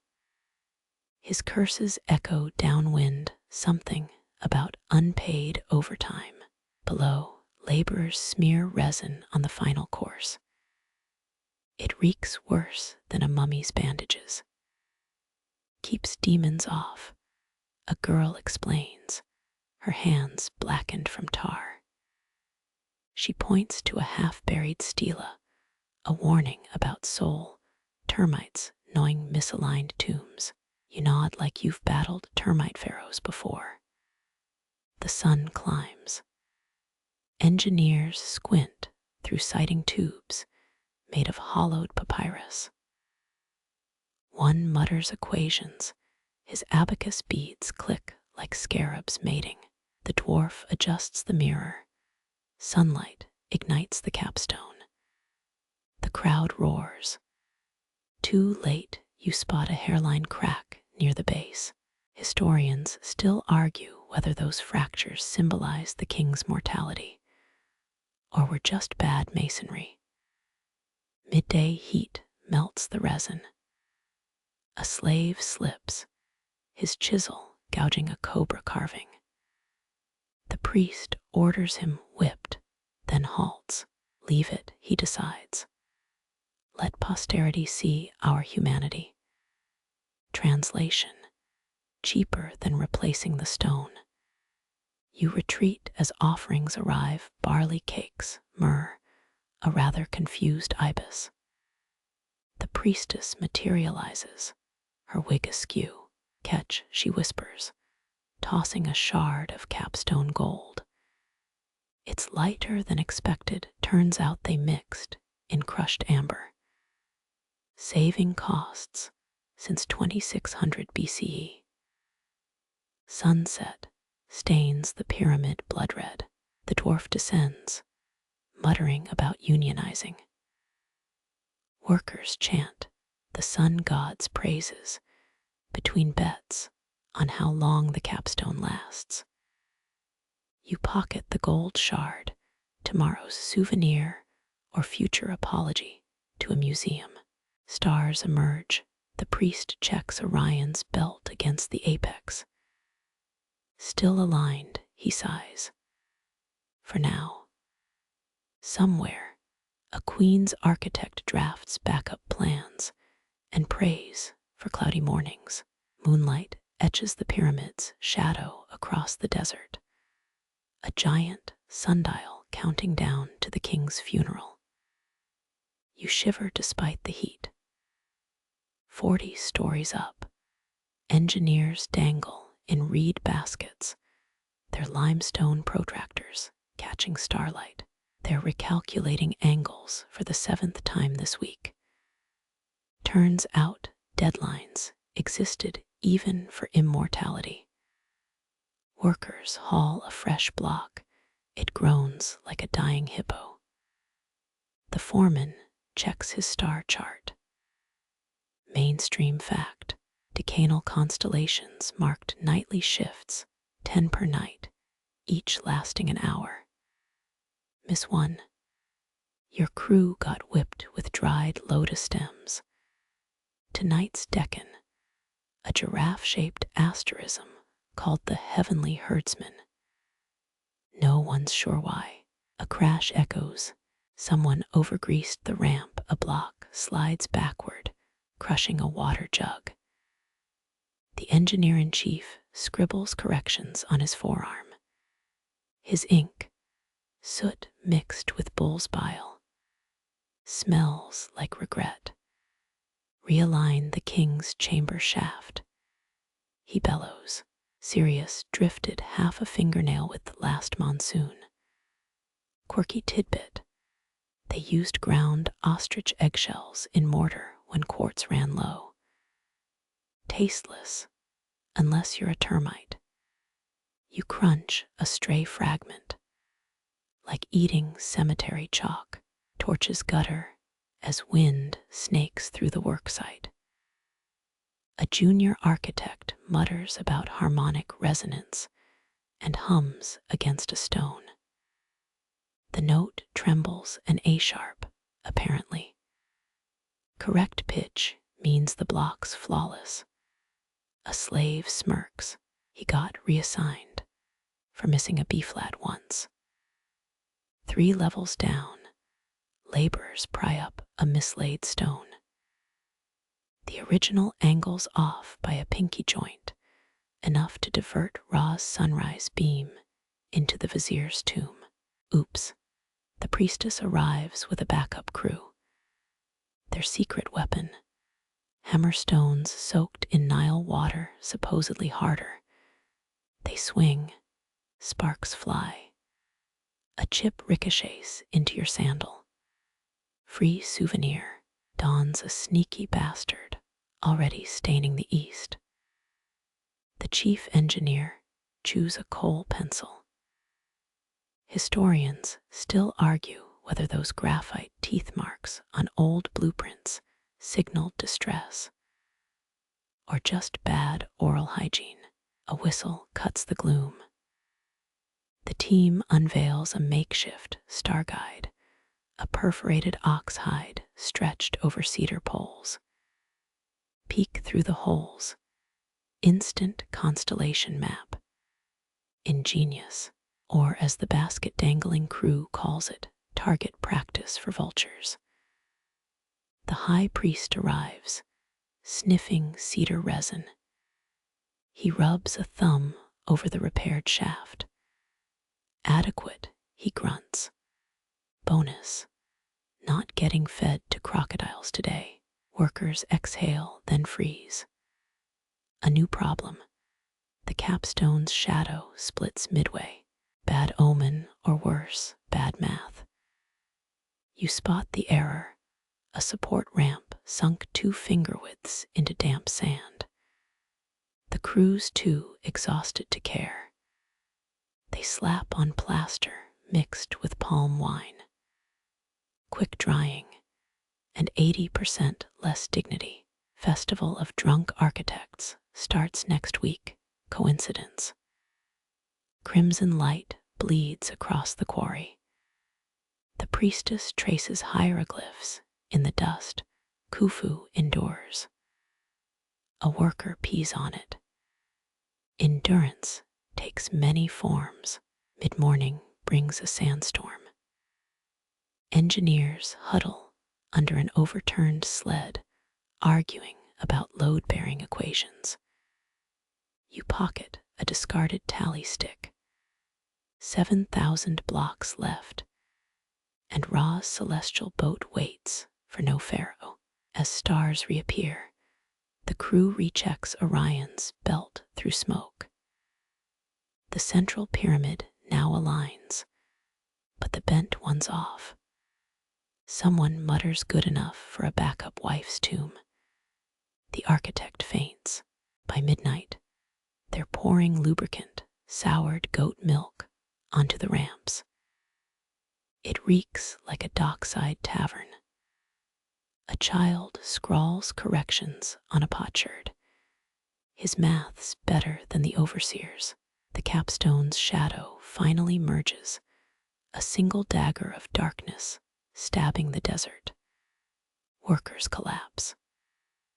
The priest hands out barley beer, diluted with Nile water. Hydration and dysentery, all in one. You stumble past a discarded chisel, its copper blade nicked from striking quartz. Buried beneath it, a reed fragment. Scratched letters, month 3. Senu's team executed for a 2-degree tilt. Prayers unanswered. Send more beer. Stars wheel. The engineer smears honey on a bleeding blister. Tomorrow's problem. 50 blocks quarried backwards. Tonight's victory. The king's corpse won't tumble into the Jewett, probably. You're ankle deep in reed fragments when the whispers start. Priestesses arrive, hemmed in linen, never meant for mortar dust. Their leader carries a notched palm rib. Mainstream fact: Seshat, goddess of scribes, supposedly invented this moon-measuring tool, a 7-pointed rod tracking lunar phases. One acolyte eyes your muddy sandals. Step back, sand eater. The sky's tears fall where we walk tonight. They unfurl a star chart painted on gazelle hide, constellations dotted with crushed malachite. But their true focus hangs above, the moon, waxing crescent. A priestess presses her thumb against its silver curve. See here, the node where moon's path crosses the sun's. Miss it, and eclipses bite your tongue mid-prayer. Workers shuffle back. Everyone knows the story of Kafir's architect, swallowed by shadows mid-sentence during the great mumble. A novice priestess kneels, arranging alabaster cones in a spiral. Quirky tidbit: lunar cultists believed heated honey in those cones attracted moonbeams. Sticky astronomy. The chief priestess barks coordinates. Her team adjusts a copper tube filled with hippofat oil, a primitive inclinometer. Murmurs rise. Why lunar math? A laborer spits. Ra's chariot steady. The moon capricious as a drunk scribe. She overhears. Ra's path, child's play. The moon dances backward, throwing off angles by full digit widths. She stabs her rod into the sand. Your precious north shaft. Off by 3 fingers after 20 moons. Whose chisels fix that? Silence. Night deepens. They sprinkle powdered moonstone into a fire, flames hissing blue. You catch a whiff, like burnt owl feathers. A priestess chants names of forgotten constellations. The twisted twins, the baker's kneading bowl. Historians still argue whether these were real star patterns or just priestly insomnia hallucinations. Torchlight glints off something in the sand, a discarded wax tablet. Scratched into it, a crude joke about moonstruck virgins and an even cruder drawing. The chief priestess grinds it underfoot. Men's jealousy carved in beeswax. How eternal. They recalibrate the pyramid's western face using a plumb line weighted with a lapis lazuli scarab. Heavy enough to shame Ra's ego, someone quips. Suddenly, the copper tube slips. Oil spills, freezing the scarab at 19 degrees. Panic. A junior priestess saves it. She whips out a bronze loop, studying the scarab's shadow. No, 18 1/3. The anomaly's here. She points to a chip on the lapis wing. Her superior peers closer. Promotion. Laughter erupts near the tool sheds. A clanswoman demonstrates moonwalking, sliding backwards, while mimicking crescent phases. Even the overseer smirks, until the chief priestess freezes him with a glare. Amuse yourself after correcting the South Causeway's tilt. Which is when exactly? Dawn threatens. The team rolls up their gazelle scroll, now smudged with oil and defiance. As they leave, a priestess drops a moonstone chip into your palm for your insomnia.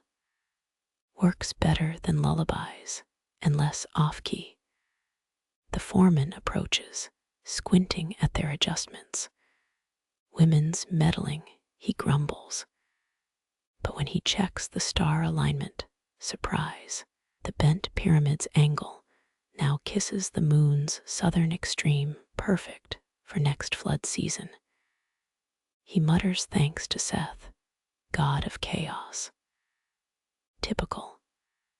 As you pocket the moonstone, a crash echoes from the quarry. Another lunar-corrected block fractures. Sandstone can't handle celestial vanity. A mason gripes. The priestesses don't turn back. They're already recalculating the Sothic cycle and inventing new ways to eclipse male pride. Heat slaps your face like a sun-drunk baker. Suddenly you're south of Egypt, where the Nile curves like a scorpion's tail. Nubian sandstone burns through your soles. Up close, the pyramid here isn't some elegant Giza slope. It's a jagged spearhead, stabbing at 70 degrees. A mason wipes sweat, glaring at the southern horizon. They want me to carve angles for stars that won't stay put. Canopus plays games down here. Mainstream fact, this rudder-shaped star anchored Nubian navigation, their southern pole before compasses. You squint at the sky, no Big Dipper, no Orion. Just unfamiliar clusters swarming like drunk fireflies. A priest jabs a charred stick toward Canopus, that flickering fiend. Our ancestors called it the piercing one. Guides ships, annoys architects. Workers grumble over a snapped measuring cord, linen, fibers frayed by grit. Someone mutters about overcooked bread slopes. A foreman barks, you're drafted to hold a palm rib protractor. Its carvings show constellations you don't recognize. Maybe the oversight committee got lost. Enter the stargazer of Mara, a woman with henna'd hands clutching a copper tube. She's all business, dunking the tool in Nile water to check its bend. North's a liar here, she snaps. Polaris winks too low. Canopus, well, it's got ego issues. Quirky tidbit, Nubian astronomers used ostrich eggshells as makeshift bubble levels crush one, and you owed the taxman 12 goats. She demonstrates, balancing an eggshell on a limestone block. It rolls, thud, into a worker's lunch basket, 9 degrees off, who taught you to stack stones, a blind mongoose. The culprit mumbles apologies, picking chickpeas out of his beard. Nightfall brings relief and new headaches. The Stargazer's team plants obsidian slabs to reflect canopus, black mirrors that eat torchlight. A novice misaligns one, sparks fly, singing his eyebrows. First rule, the Stargazer growls. Respect the rudder star's vanity. It hates poor lighting. You notice something odd, workers burying blue faience beads at the pyramid's base. Distract the sand demons, one explains. They gnaw foundations if you ignore local stars. Historians still argue whether these beads were ritual objects or just sloppy inventory management. Dawn reveals the real challenge, slanting air shafts to catch canopus glare. The Stargazer uses a plumb line weighted with a hippo tusk, lighter than lapis, angrier if dropped. Calculations get heated, literally. A wax tablet melts mid-measurement. Someone jokes about the gods preferring papyrus. Sudden crisis. The quarry delivers sandstone blocks narrower than promised. The Stargazer inspects one, lips tight. Did they cut these during a lunar eclipse? Even a pyramidion would blush. She orders chisels to rework every edge, adding weeks of work. A snort comes from the shade, an elderly mason sharpening tools. Back in my day, we just built steeper. None of this canopus coddling. The Stargazer doesn't look up from her star chart. Ah yes, the era of collapsing tombs and embarrassed corpses. How nostalgic. By midnight, adjustments hold mostly. The team celebrates with date wine spiked with some dubious Nubian herb that makes the stars swirl. Even the Stargazer smiles, pointing at a wobbly canopus. See, it approves. Or maybe that's the desert time talking. As you drift toward sleep, a worker tosses you a leftover faience bead. For luck, or, to bribe any sand demons following you home. Morning light exposes flaws. One air shaft's angle skews slightly westward. The Stargazer sighs, palms the bead, and drops it down the shaft. A hollow clink echoes. There. Now the demons owe me a favor. Rumor spreads about Pharaoh's envoy visiting next flood season. The Stargazer studies canopus through her copper tube, exhales sharply. Rectify the northeast corner by Tuesday, or will be immortalized as the oblique dynasty. You pocket the bead, wondering how many sand demons are in your future. The answer? At least 12, and one very persistent star. Moonlight rinses the dunes as a chisel-wielding elder beckons you closer. His tool taps a carved serpent coiled around the pyramid's base. Meet Apophis, chaos dragon, eternal sand squatter. Carve his likeness near faults, unless you want your tomb doing the river dance. You glance at nearby cracks in the bedrock, Earth's hidden fractures now guarded by stone reptiles. A worker lobs a date pit at the carving. Hungry, Apophis, here's your supper. Mainstream fact. Builders avoided earthquake zones by mapping local legends. Myths often pinpointed unstable ground. The elder scowls, jabbing his chisel westward. That ridge. Old tailies say Ra dropped his sandal there, translates to shifty sandstone. Sure enough, recent slides scar the slope. Enter the quirkiest tool yet, a brass pendulum shaped like Thoth's ibis head. The foreman swings it over fresh mortar. If it spins countersunwise, the mix is cursed. Toss in lizard blood or yesterday's beer. Someone mutters about hocus-pocus metrics until the pendulum whirls backward over their workstation. Cue a reluctant sacrifice of date wine reserves. Mid-morning brings stress testing, a ritualized siege on newly laid blocks. Workers bash walls with palmwood mallets, chanting battle hymns about Sobek fighting the moon. One crack means Apophis snores. Two means he's awake and cranky. A laborer explains. The rhythm syncs with the pounding in your temples. Debate alert. Experts still clash over whether these ceremonial strikes actually tested structural integrity or just blew off steam. You witness both. A crumbling corner reveals rotten limestone, while three masons take unsettling joy in demolishing it. A crash echoes.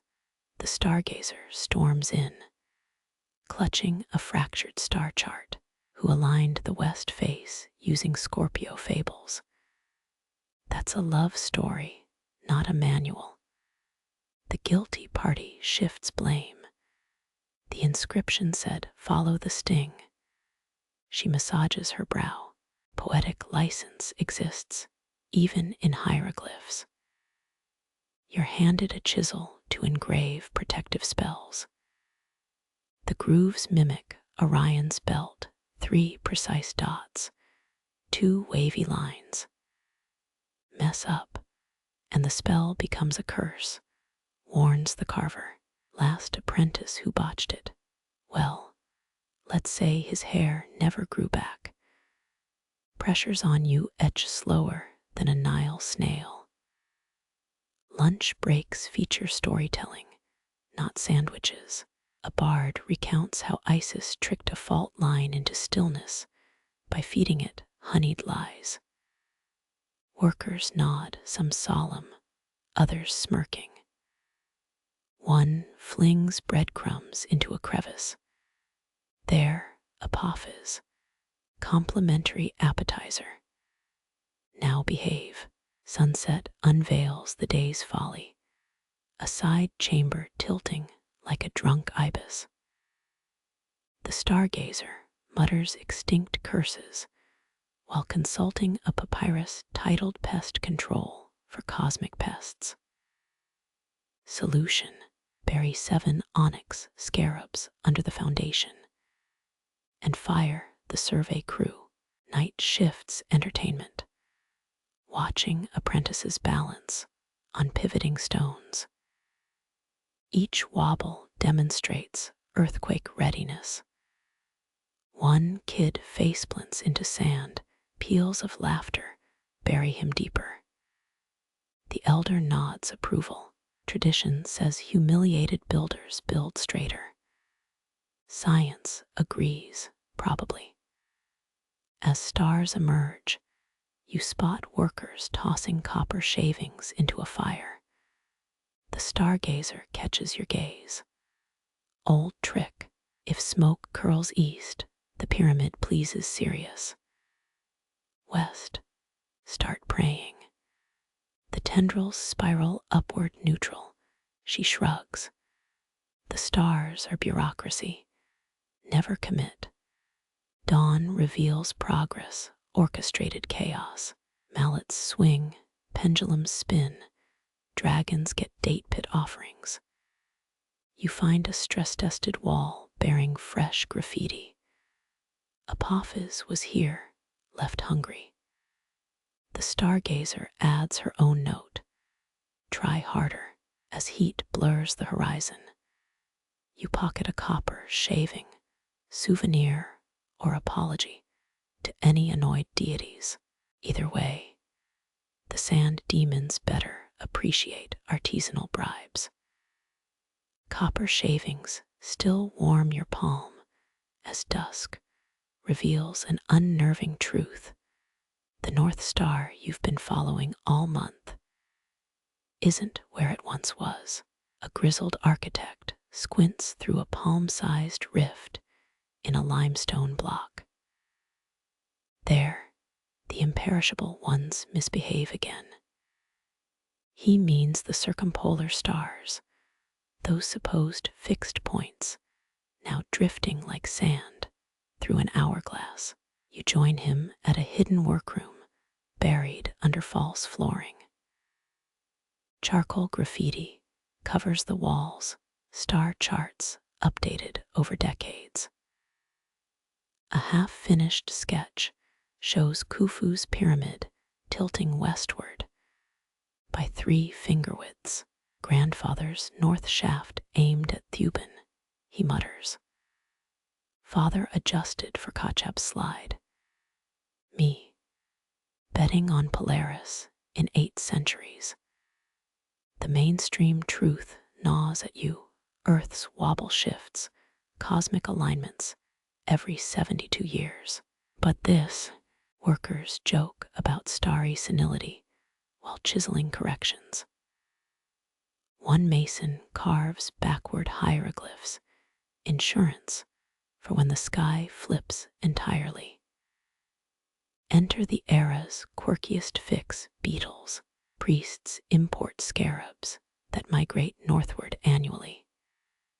They sense pole shifts, claims a scribe. You watch them herd insects across papyrus star maps. When beetles cluster near revised Polaris positions, builders nod. When they scatter, cue curses and date wine bribes. Midnight brings a dangerous confession. The architect reveals a sealed chamber within Khufu's pyramid, accessible through a misaligned air shaft. 3rd course, 18th block west. There's blueprints revised every half-century. Names too. My family's buried the truth for 12 generations. His chisel nicks a thumb. Smearing blood on a column, he grins. Our asterisk, debate brews over coffee black brew. Historians still argue whether these adjustments show understanding of axial precession or desperate guesswork. Evidence teases both. Polished diorite rods for tracking stellar drift versus a child's drawing captioned "Angry Stars on Vacation. Crisis strikes at dawn." A newly cut passageway scrapes against shifted bedrock. We're 2 fingers off axis. Wails a surveyor. The architect sighs, consulting a beetle chart. Solution: install a hinged capstone, like loosening your belt after dates, he quips. Workers groan. You're tasked with falsifying alignment rituals, carving outdated star patterns into non-load-bearing walls. Let future thieves think we were idiots, smirks the scribe. Nearby, an apprentice etches a joke at archaeologists' expense. A dwarf god holding a welcome. Fools sign in hieratic script. Rain, rare as honest politicians here, complicates everything. The architect frets over water, warping his star-tracking pendulum. Dry sand stretches the truth. Wet sand lies through its teeth. He resorts to measuring raindrop ripples in an oil-filled basin. If circles touch the edge, Ra's displeased. They touch. Post-storm chaos reveals a chilling find, a precession-correcting tool wrapped in a mummy's linen. Its bronze gears mirror the moon's nodes. Great Uncle Amenemhat's retirement project, coughs the architect. They entombed him with it, had to bribe 12 guards to steal it back. Sunset forces reckoning. The capstone installation requires chanting revised star coordinates, which now include decimal fractions. Traditionalists revolt. Our ancestors used whole numbers. A priest thunders. The architect retorts, our ancestors' pyramids are lopsided. Complain to the stars, not me. Nightfall brings clandestine ceremonies. Workers bury an alabaster jar containing updated blueprints and a salted fish. For the beetle gods commute, someone jokes. You note the coordinates in case future you ever digs here. Unlikely, but sand hides multitudes. Dawn's first light exposes the capstone's gamble. Shadows align with Thuban's original position, but only if you stand on one leg. The architect shrugs. Every masterpiece needs an asterisk or a limp. As you exit, a foreman hands you a clay shard scratched with shifting constellations. It's labeled bedtime story for grandkids. How grandpa outsmarted physics. Mostly, the last line blurs smeared by what might be date syrup or nervous sweat. Stars wheel, beetles march, somewhere beneath your feet. 12 generations of architects whisper revised truths into musty darkness, blueprints folded like lovers' letters. Awaiting eyes that'll parse their quiet rebellion against an unstable sky. Dust stings your eyes as you stumble into a sandstorm's feral younger, sibling the kind that steals sandals and dignity. Across the worksite, a foreman clings to his wig like it's the last papyrus in a flood. North winds, he bellows over the gale. Ra's answer to architects who forget their place. You take shelter behind a limestone block pockmarked by centuries of grit. Here's the mainstream truth they'll teach in mud-brick schools. Those iconic slopes weren't just cosmic vanity. 52 degrees deflect sandstorms like a hieroglyphic middle finger to erosion. But tonight's problem isn't storms. It's the breeze whispering through half-built corridors. A mason demonstrates with smoke from a charred acacia branch. Watch how the wind snakes through ventilation shafts aimed at Polaris. Understudy back then. Old stars guide the living air, he says. Dead kings need fresh breezes too. Avoids mummy funk. You stifle a laugh. Turns out pyramid air shafts double as ancient HVAC, cooling chambers, while aligning with Thuban's icy glare. Enter the era's quirkiest hack wind chimes, not the dainty bamboo kind. These are limestone pendulums strung across doorways, each carved with constellation patterns that vibrate at specific wind speeds. Nut's lullaby claims a dust-caked priest. He swears dissonant tones mean the pyramid's breathing wrong. You catch apprentices sneak tuning them to mimic drunken tavern songs. Midnight unveils a forbidden experiment. Workers bury a scale model pyramid, complete with miniature air shafts, in a dune's shadow. At dawn, it's pristine, while nearby dunes lie ravaged. The trick: honeycombed stonework mimicking the Pleiades cluster pattern. Scatters sand like stars scatter light, boasts the architect. He then mutters about patenting it. If only copyright existed before falafel. Debate flares under a fig tree. Historians still argue whether the wind channels were deliberate genius or happy accidents from star-obsessed builders. Evidence tilts both ways: scrolls detailing airflow equations versus a scribe's marginal doodle of a pyramid sneezing sand. Crisis arrives on camel feet.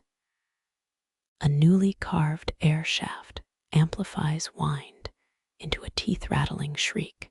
Workers blame boss spirits in the ductwork.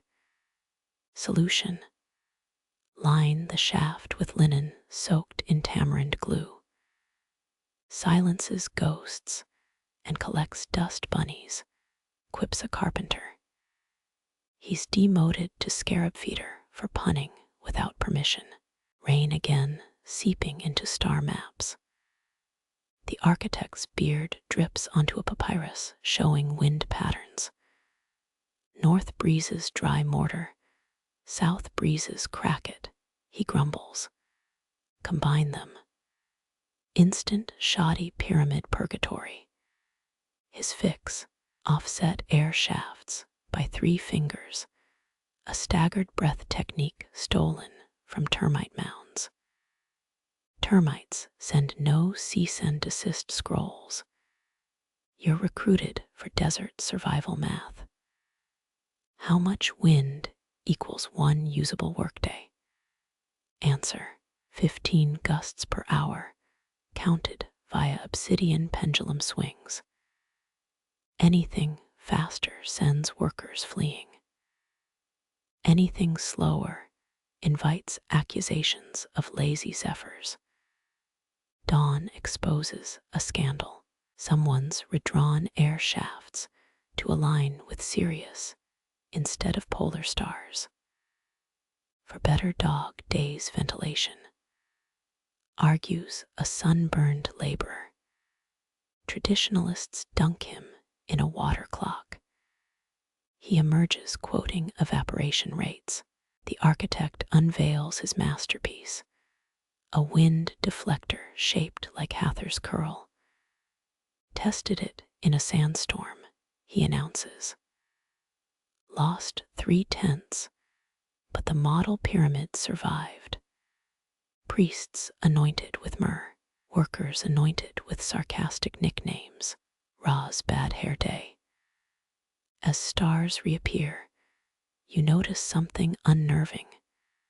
The vents now howl in harmony with the constellation Lyra. Coincidence? Probably, but when you mention it, the architect smirks. Stones sing what stars command. Our job's to hum along. Departing, you pocket a wind-worn shard. Its edges mimic the precise angle that's baffled engineers for ages, until now.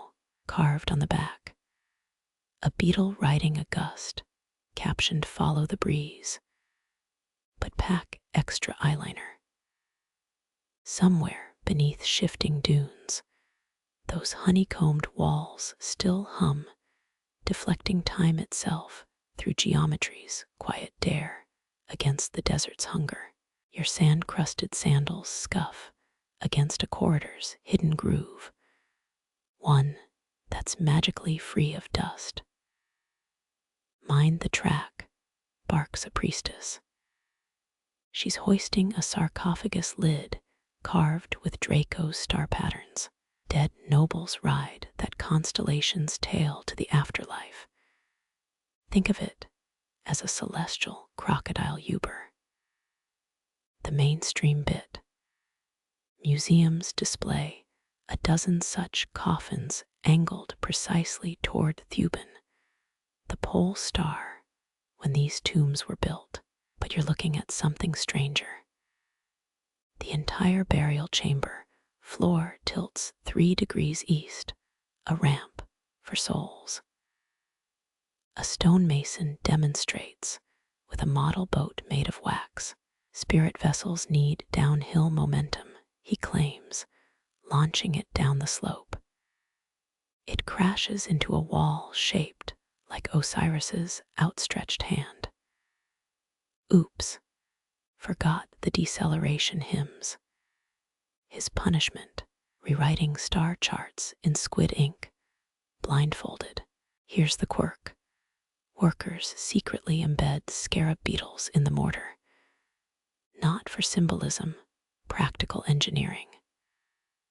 One priest admits their dung stabilizes limestone in humid air.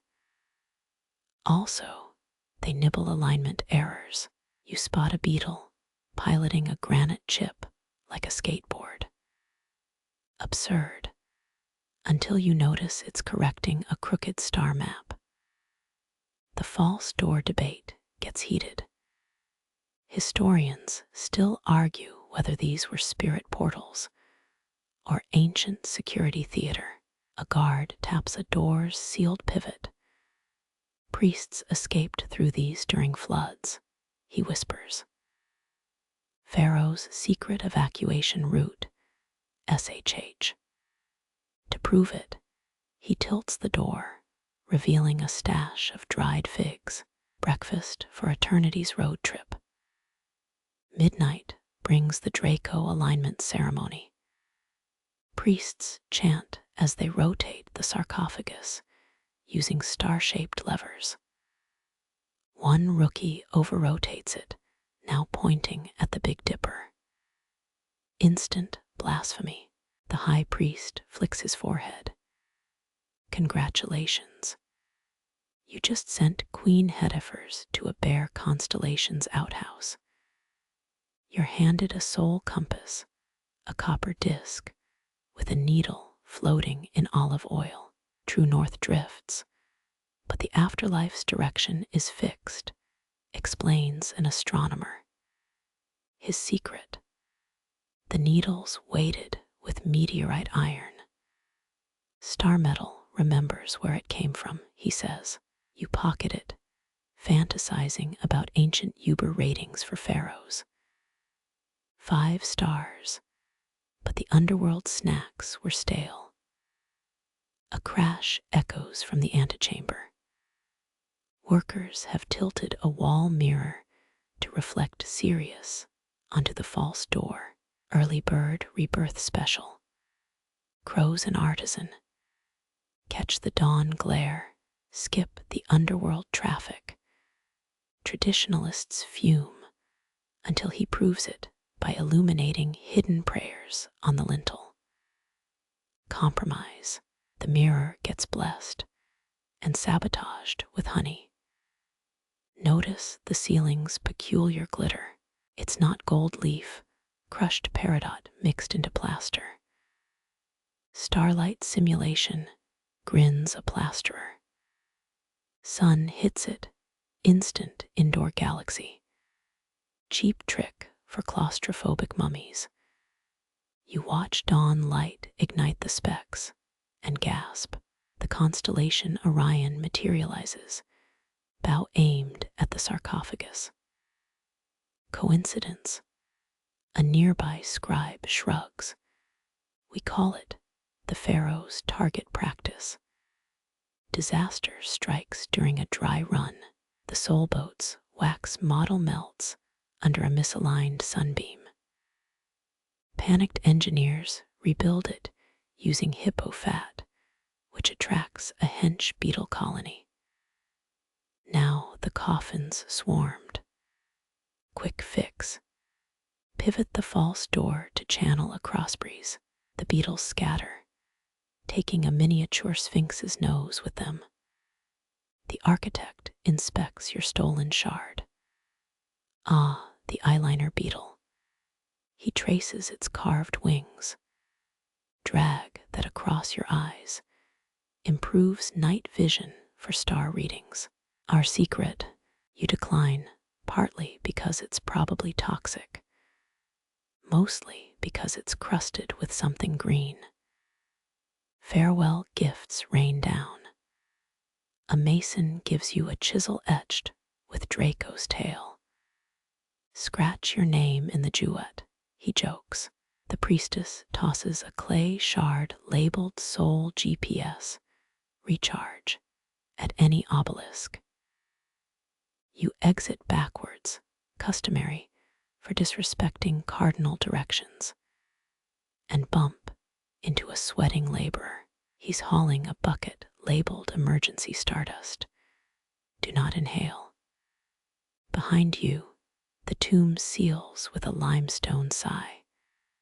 But through air shafts, still perfectly aligned, comes a faint hum. Maybe the beetles singing, or the soul boat's wax ghost. Either way, it harmonizes with the wind. And the desert's oldest joke about navigational incontinence.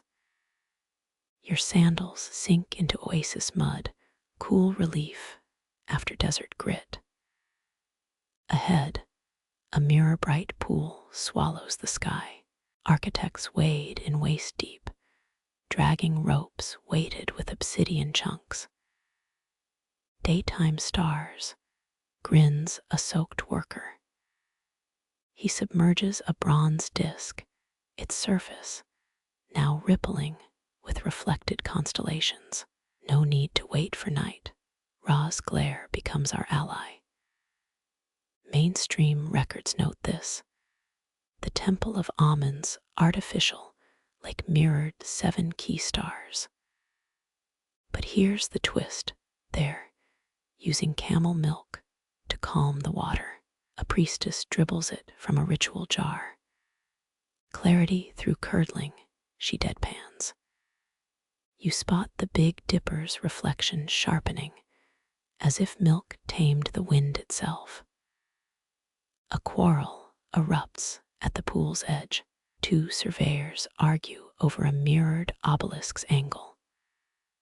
One insists it's 3 fingers left of Orion's belt. The other mocks his sundial mathematics. Their compromise, dunking the obelisk to check. The reflection reveals a 15-degree error, matched by a chisel mark on your toe. Night workers hated here, confirmed by graffiti on a palm trunk. Hodop's, the worst daytime stargazer, is scrawled in ochre. Below it, a crude beetle riding a sunbeam. The quirk. They've trained ibises to retrieve dropped tools. One bird fetches a plumb bob and swallows it.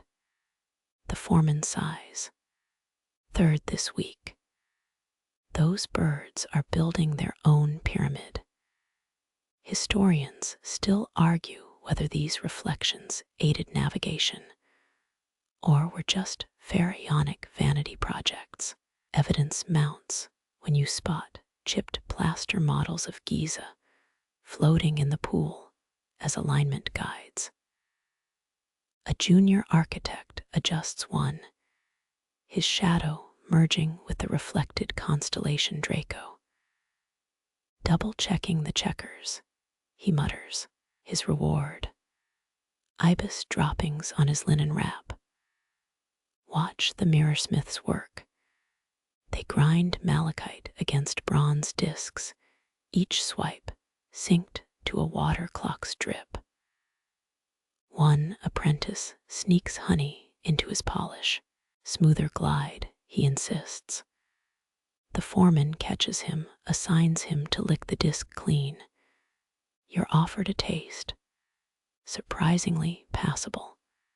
disaster strikes at noon. A cloud bank murders their reflected stars. Quick fix.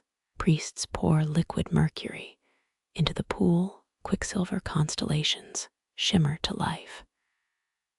Toxic, but truthful, shrugs an astronomer. Everyone's sandals now stick to the mercury-smeared stones. Your left foot gains a silvery sheen, eternal souvenir of celestial improv.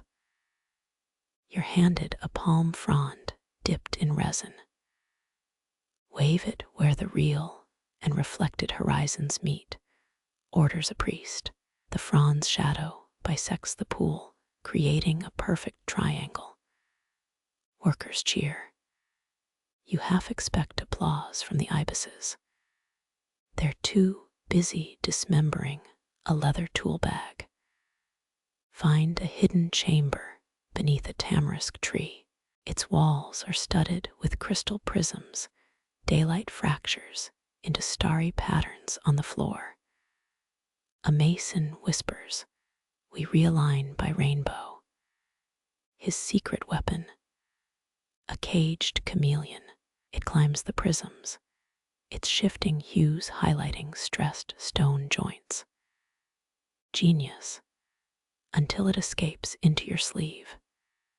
The oasis hides older secrets.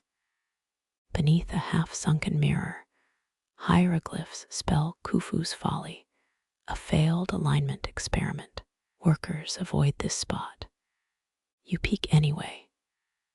The water reflects nothing but an overcast sky, until a submerged obelisk's shadow traces your profile on the sand. Eerie, but the mason laughs. Khufu's self-portrait system. He was enthusiastic about his nose. Dusk brings the mirror flip ritual. Workers tilt 7 bronze discs to face west, catching the last red rays. Reflected light etches a glowing grid on the temple facade. An architect compares it to his papyrus blueprint. Off by a hair, he groans. The hair in question, plucked from an ibis and still wriggling. You pocket a mercury-stained pebble against everyone's advice and exit as frogs begin croaking constellations. Their mating calls sync with the pool's residual ripples. Coincidence? A lingering priest smiles. Beneath this mud, the earth sings the sky's oldest song. You almost believe him until a frog leaps into your sandal. Your sandal squelches free of the frog, its croak echoing the pool's last ripple. But the night feels emptier now. Where stonemasons once chanted star coordinates, Roman soldiers bark over scrolls. Their blueprints show blunt right angles, no celestial curves. An engineer jabs at a papyrus Orion diagram. Superstition, he snorts. True power lies in straight roads, not wishful constellations. Witness the mainstream shift. Cleopatra's fall to Rome in 30 BCE. The new rulers favor solar precision, sundials over starlight. Priests who once charted Sirius get reassigned to road crews. One mutters fractions under his breath while paving Via Hadriana. His chisel etches a tiny Big Dipper into a cobblestone. Legionnaires never notice. The quirk. Workers sneak zodiac signs into aqueduct mosaics. Spot the fish-tailed Capricorn hiding in a border pattern. A mason winks. For luck, he claims. Later, you catch him aligning tiles with Venus's evening glow. Old habits die harder than Ptolemaic rebellions. Decades pass. A half-finished pyramid near Dakla tilts, like a drunk obelisk. Its corners point nowhere celestial.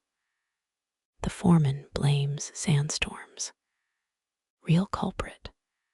Star charts updated by folks who think Canopus is a type of cabbage. Surveyors now use Roman grids, crude crosses scratched into limestone. Historians still argue whether the decline stemmed from Rome's pragmatism or a deliberate erasure of Egyptian identity. Climb the abandoned quarry ramp. Moonlight reveals chiseled star maps beneath newer Roman numerals, its palimpsest geometry, legacy scrubbed but not forgotten. Peek into a Memphis tavern. Off-duty engineers play a dice game with celestial symbols. Bet 10 drachmas on Osiris's belt. Someone slurs. The rules, as coherent as a hieroglyphic crossword. Winner gets a clay tablet titled How to Impress Claudius with Fake Astrology. Walls whisper the old ways. A faded fresco shows Thoth weighing hearts against feather constellations. Someone's smeared gypsum over it badly. The goddess Mad's star crown peeks through, judging your sandals. They're still caked in mercury from section 22. Storm a library turned barracks, scrolls on decanal. Stars now plug gaps in the roof. A mouse nibbles a water-stained chart, lunar nodes dissolving into lunch. A centurion rips a papyrus strip to light his pipe. The scent of burning Sirius fills the air. Attend a modern pyramid dedication. The Pharaoh, a Roman puppet, tosses a ceremonial chisel. It misses the cornerstone entirely. Priests chant mistranslated star hymns. The capstone, a gilt eagle clutching Jupiter's thunderbolt. Traditionalists vomit discreetly behind Sphinx statues. Discover a craftsman's rebellion. In a Thebes basement, stonemasons carve secret chambers aligned with forgotten stars. Their tools echo like ancient metronomes. A young apprentice slips, his mallet cracking a false floor. Below lies 3rd century BCE surveyor's marks. They match the room's dimensions perfectly. The foreman shrugs. Turns out great-grandpa still knows north. Witness the last gasp of celestial math. A priestess-turned weaver encodes star angles into tapestry patterns. Her loom's click-clack counts lunar months. Legionnaires confiscate the subversive textiles. Months later, their commander's wife wears one as a shawl. Fashion conquers all. Climb the bent pyramid at Dasher at dawn. Its warped slope, once a precise 52 degrees, now kinks like a broken spine. Wind whistles through cracks where star-aligned air shafts once breathed. Scrape lichen off a cornerstone beneath a child's doodle of Sothis, the dog star, the artist, long dust. Their star remains. The Nile herself rebels. Floods ignore Roman-engineered canals, following older, star-predicted paths. Farmers whisper prayers to Sopdet while extending you offering. You decline, but pocket their fig cake. It's shaped like Orion, tastes like defiance. Night falls. Dead priests star tables mulch vineyards. New wine ferments in Pythagorean amphory. Drunk philosophers debate whether spheres or pyramids hold cosmic truth. A belch echoes. The answer, apparently, is neither. Your journey ends where astronomy began, at a dismantled temple. Its zodiac ceiling gathers pigeons. Shattered Deccan stars make excellent nests. Pocket a shard of polished lapis, once part of Draco's tail. The caretaker notices. That'll curse you, he lies. His grin says otherwise. Walk west. The desert swallows footsteps and an empire's borrowed glory. Somewhere, a mason's ghost adjusts a keystone by starlight. You feel it click, but when you turn, only sand stings your eyes. Or is that moonlight? The debate continues. Dust cakes your nostrils as French shouts. Pierce the desert hush. Napoleon's cartographers nearly trip over the Rosetta Stone in 1799. Their lantern light glints off triple scripts, including hieroglyphs, a priest once used to calculate Sirius's rising. One scholar drops his coffee, a brown stain blooming over Ptolemy V's stone chin. Sacré bleu, he mutters. This'll decode Pharaoh's grocery lists, or maybe their star charts.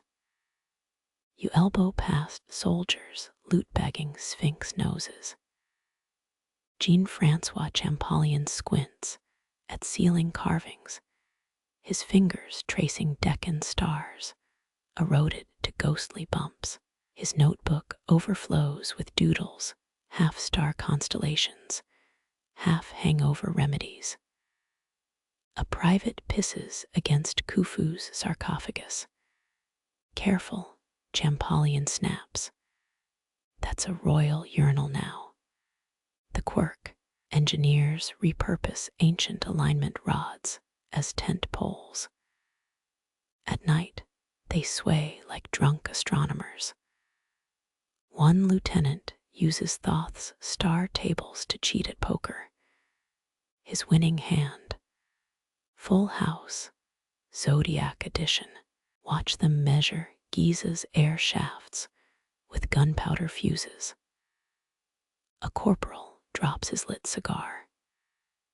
Panicked scholars dive as sparks skitter toward stored dynamite. The explosion never comes, just a misfired Egyptian mouse darting into cracks. Laughter echoes down Cheop's inner chambers. Centuries-old dust tastes like embarrassment. Historians still argue whether the shafts aligned with stars or vented Pharaoh's farts. You stifle a sneeze beside a cracked Ushabti. Its hieroglyphic curse now reads, "May your inkwells dry forever, thanks to a chisel slip." Raid the scholars' camp at dawn. Between brandy bottles, a sketch reveals Orion's belt overlaid on Giza's pyramids. Red wine spills mimic the Nile's flood margins. A hungover geometer groans. Sacred geometry, my ass. These dots don't connect sober. Over here, a heated debate in a looted temple. The angles match Orion's knee. It's clearly Osiris's limp. Compasses slide off warped floor tiles, thwarted by lodestones, planted by prankster priests. A junior officer secretly pockets one. His compass spins like a mini zodiac wheel. Find Champollion drooling on a cartouche dictionary. Moonlight reveals his margin notes. Thoth, Starfather. See section 14 Ray, capstone rituals. A scorpion scuttles over the page, nature's paperweight. Crash a scientific demonstration where soldiers use cannonballs to test pyramid acoustics. The echoes sound suspiciously like Apis bulls lowing. A private crosses himself. "They're still in there," he whispers. His buddy fires another round. The desert shudders. Or is that laughter from Juet's shadows? Smuggle yourself into a reverse-engineered star map. The French plot old constellations using gunpowder trails on sand. Wind blurs half the design, creating a comet even Ptolemy couldn't explain. C'est magnifique, an astronomer sighs. His assistant mutters about idiots with explosives. Spot the western zodiac grafted onto a temple's Egyptian sky map. Napoleon's artists correct Taurus by adding a lion's mane, cross-cultural confusion in watercolor. A scholar argues Libra's scales belonged to Anubis. His rival pelts him with fig pits, intellectual progress, Mediterranean style. Witness the birth of astroarchaeology, measuring pyramids with sextants meant for naval battles. Data gets muddled when someone forgets latitude adjustments. The resulting paper claims Khafre's pyramid aligns with a Parisian brothel. Peer review is lost in translation. Snoop through discarded journals. One entry insists the Sphinx faces Leo's rising. If you squint and drink 3 absinthes, another cites mysterious energy lines detected by a dowsing rod stolen from a local well digger. Napoleon himself visits, tracking star data for his birthday horoscope. Priest's star clocks now time his cavalry drills. A cannon fires at noon, startling vultures into a hieroglyphic formation. Court painters rush to document the omen. The Rosetta Stone gets packed in cannonball sawdust, a bumpy ride to Marseille. Champollion sneaks a final rubbing. His palm smudges a crescent moon glyph, future footnote fuel. Decades later, back in Paris, rain soaks a dissected papyrus. Suddenly, a star table's numbers align with Giza's slopes. Champollion's coffee steams as he scribbles. Calculus and hieroglyphs collide, proof of intentional design. He spills ink over half the proof. The stain still bears his muffled curse in ultraviolet. Modern lasers will confirm it. But tonight, under gaslight, it's just a wild guess. A drunk assistant sings pyramid ballads. Someone's pet parrot squawks the chorus. On the windowsill, a Nile gecko stares like a tiny, judgmental Pharaoh. Your fingers brush the Rosetta Stone's replica. Its cool surface hums with untranslated star lore. Behind you, a curator argues with a flat earth theorist about celestial alignment. The gecko flicks its tail, vanishing as dawn pinks the Louvre's pyramid. Somewhere, an old stonemason's ghost grins, stone meeting, star meeting steel. Morning sun slants through the Louvre's pyramidal glass. Your shadow, stenciled on Thutmose III's obelisk, a grad student's laser pointer flicks on. Watch, she murmurs. The red dot races across Khufu's 3D model, stopping where the north axis drifts half a degree. LiDAR confirmed it in 2019. This error matches Thuban's position when construction began. Her intern yawns into his coffee. So aliens didn't fix their mistakes. She glares. Just sweatier humans. You duck past a school group reenacting celestial alignments with phone flashlights. One kid aims hers at a mummy case, the beam catching residual guilt in Anubis's eye sockets. Lasers versus jackals, she giggles. Her teacher shushes her with a hieroglyphic sticker chart. The quirk.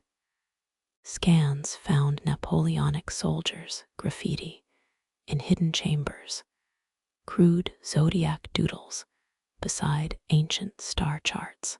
Someone etched Marie Hart, suit S Orion, near a ventilation shaft. Historians still argue whether the French used pyramid alignments for artillery angles or just bad pickup lines. Overhear engineers arguing by Sneferu's bent pyramid. The tilt wasn't a mistake. They compensated for bedrock shift. Nonsense. Priests misread Sirius during a sandstorm. A janitor rolls his eyes. Or the Pharaoh needed a quick nap. He mutters, buffing Thoth's ibis beak to a suspicious shine. VR headsets transport you to Giza, circa digital recreation, 2560 BCE. Stonemasons gesture at the northern sky.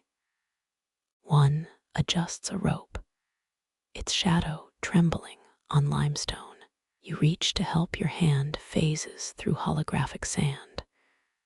The grad student smirks. Forget immersion mode. Ancient protip.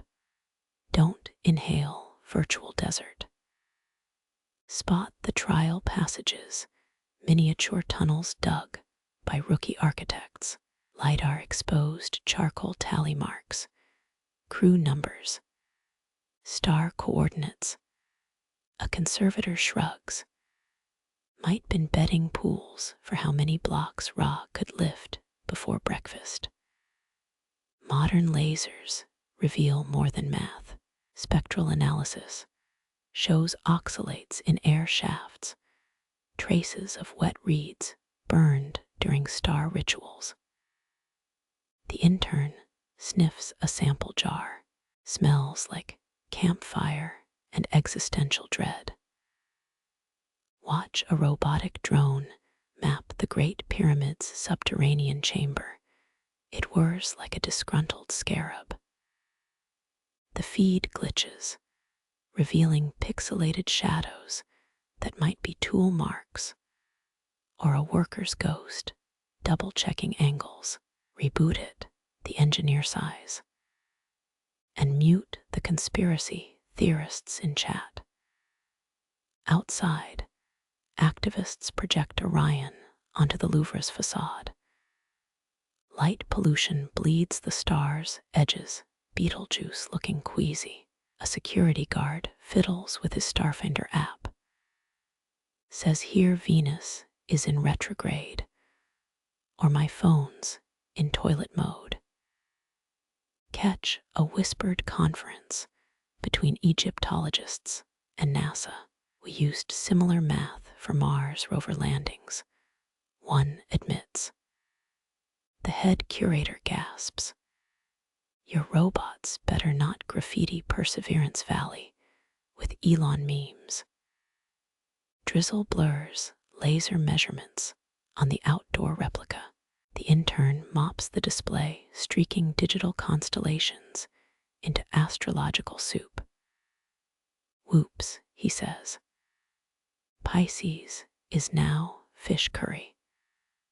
Archaeoastronomers huddle over polarized lenses. One peers through, filtering Cairo's glow to mimic ancient skies. There, she exclaims. Thuban glimmers weakly.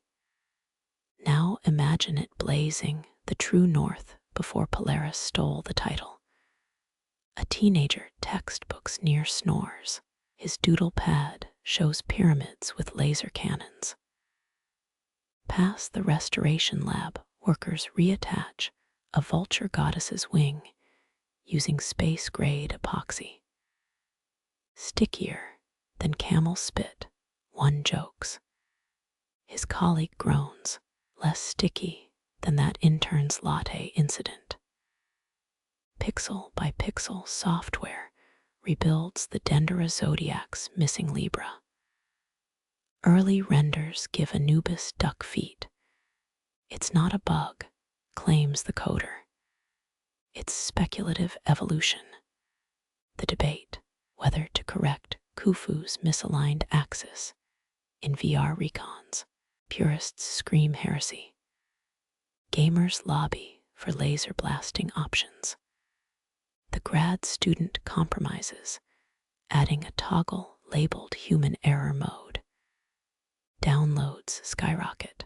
At closing time, Guardians herd tourists past Alexander the Great Star charted sarcophagus.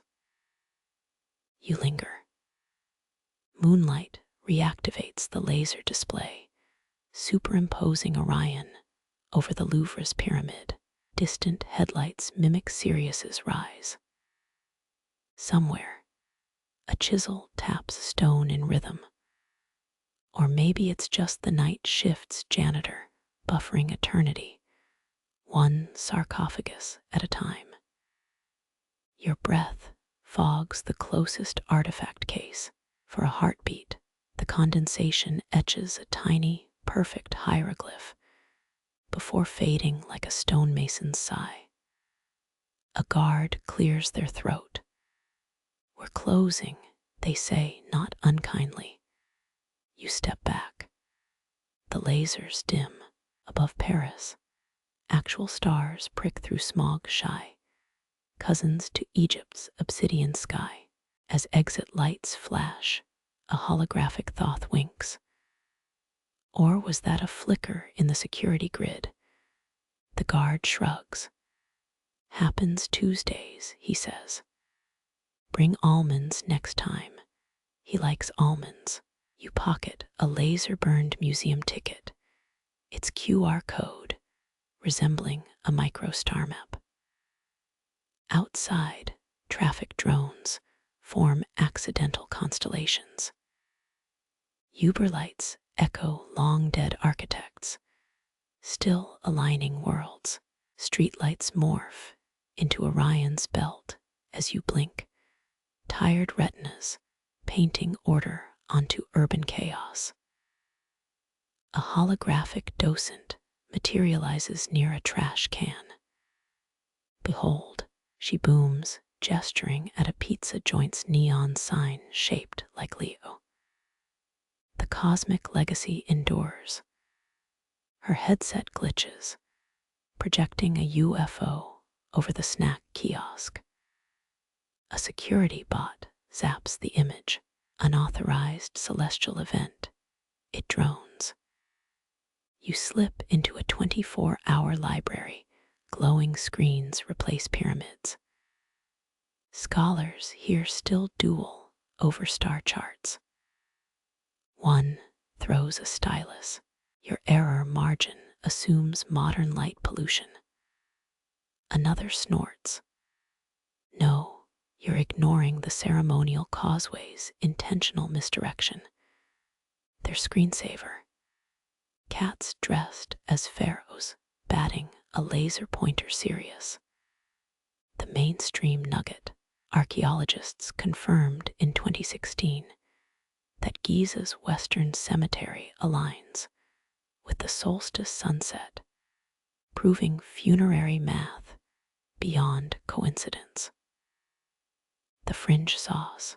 Conspiracy forums claim the Sphinx's paws secretly point to Epstein's Island. Grab a coffee. The barista's name tag reads Thotharella. She nods at your museum ticket QR code. Rough night, she asks. Try the Osiris blend dark roast with extra grounds for the underworld. You decline, but she slips in a marshmallow scarab anyway. A student slumps nearby, highlighting a paper titled Astroarchaeology or Astrology. Her margin notes scream. But what about the ducks? Open debate simmers here. Historians still argue whether the Abusir pyramids' odd angles honored the Milky Way or just imitated a pharaoh's bad back.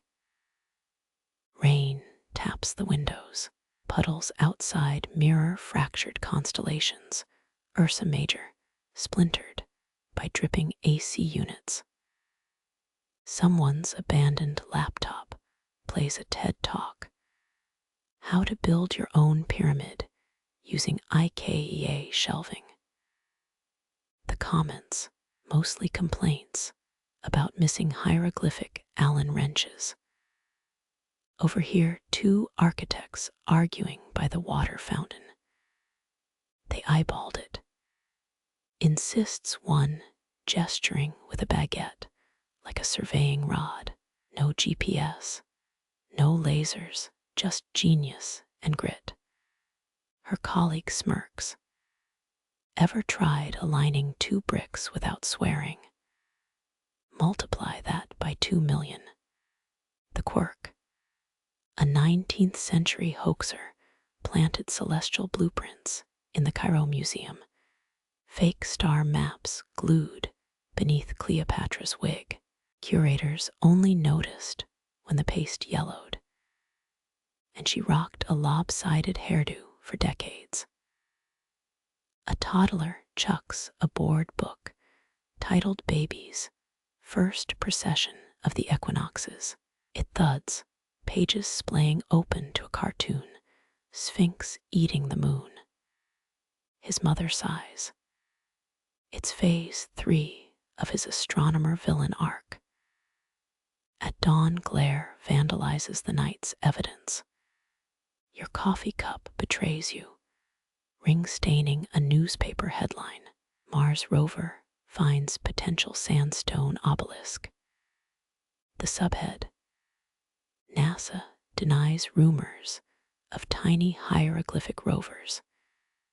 Stepping outside, you spot construction cranes miming celestial alignments.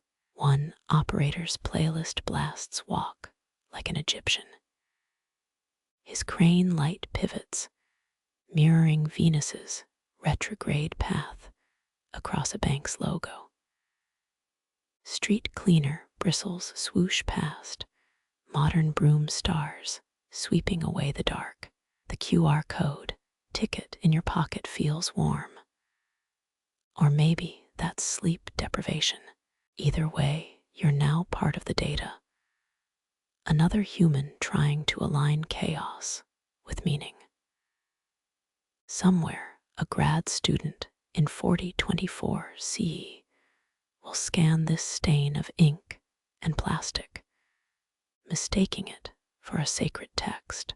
As buses yawn awake, their headlights sketch half-remembered constellations on wet asphalt. You count 7 in a row, almost like the Pleiades. Almost. Close enough for human work, the real miracle of imperfection. A window washer overhead hums Stairway to Heaven, his squeegee echoing a priest's star brush. The city exhales, its concrete and glass slopes already dreaming of becoming mountains. You pocket the Scarab marshmallow. Breakfast can wait.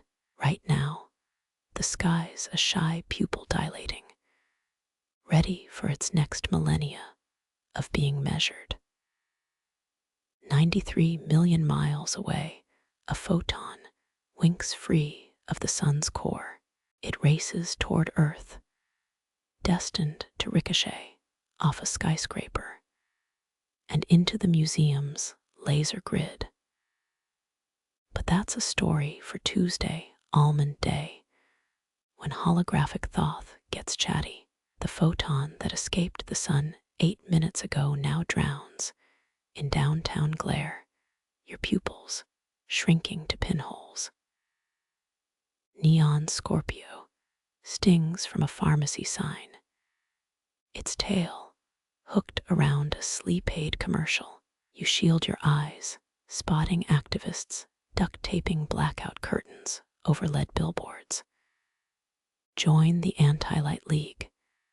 Their leaflet chirps. One protester's t-shirt reads, "My other ride is a solar barge." Your phone buzzes, a constellation app gaslighting you. Ursa Major detected. It claims over a subway entrance. You squint. It's 7 drunk tourists clustered around a falafel cart, a street scholar hawking authentic pyramid gravel winks. Only $30, certified from Khufu's driveway. The mainstream truth hides in plain sight. Astronomers piggyback on Egyptian math to track light pollution. They proved in 2020 that Luxor Temple's alignment now points to a Las Vegas casino. The quirk: Tesla owners host light raids using headlights to trace Orion on abandoned parking lots. Purists call it heresy. The cops call it vandalism with better branding.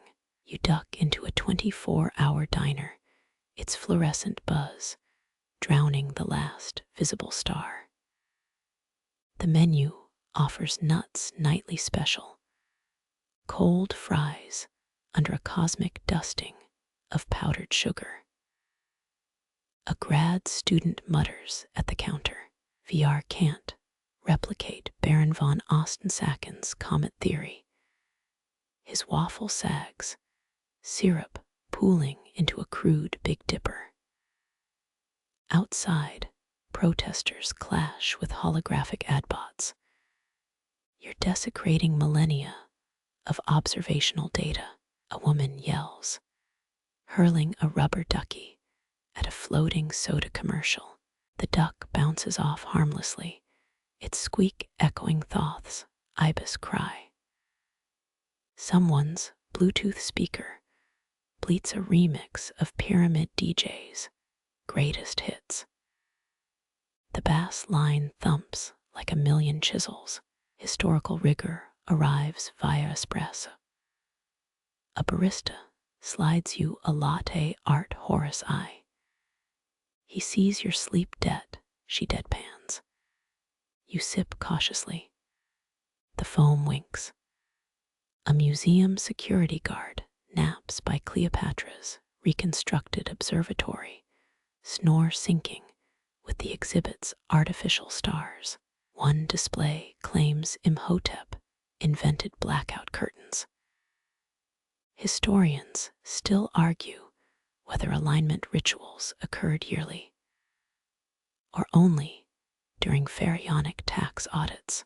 Rain resuscitates the pavement's chalk constellations, washed away Pisces, bleeding into storm drains. A teenager films it for TikTok. Ancient vibes, or whatever, she mumbles. The filter adds cartoon Anubis ears to her selfie. Midnight vigilantes emerge, armed with laser pointers and old star charts.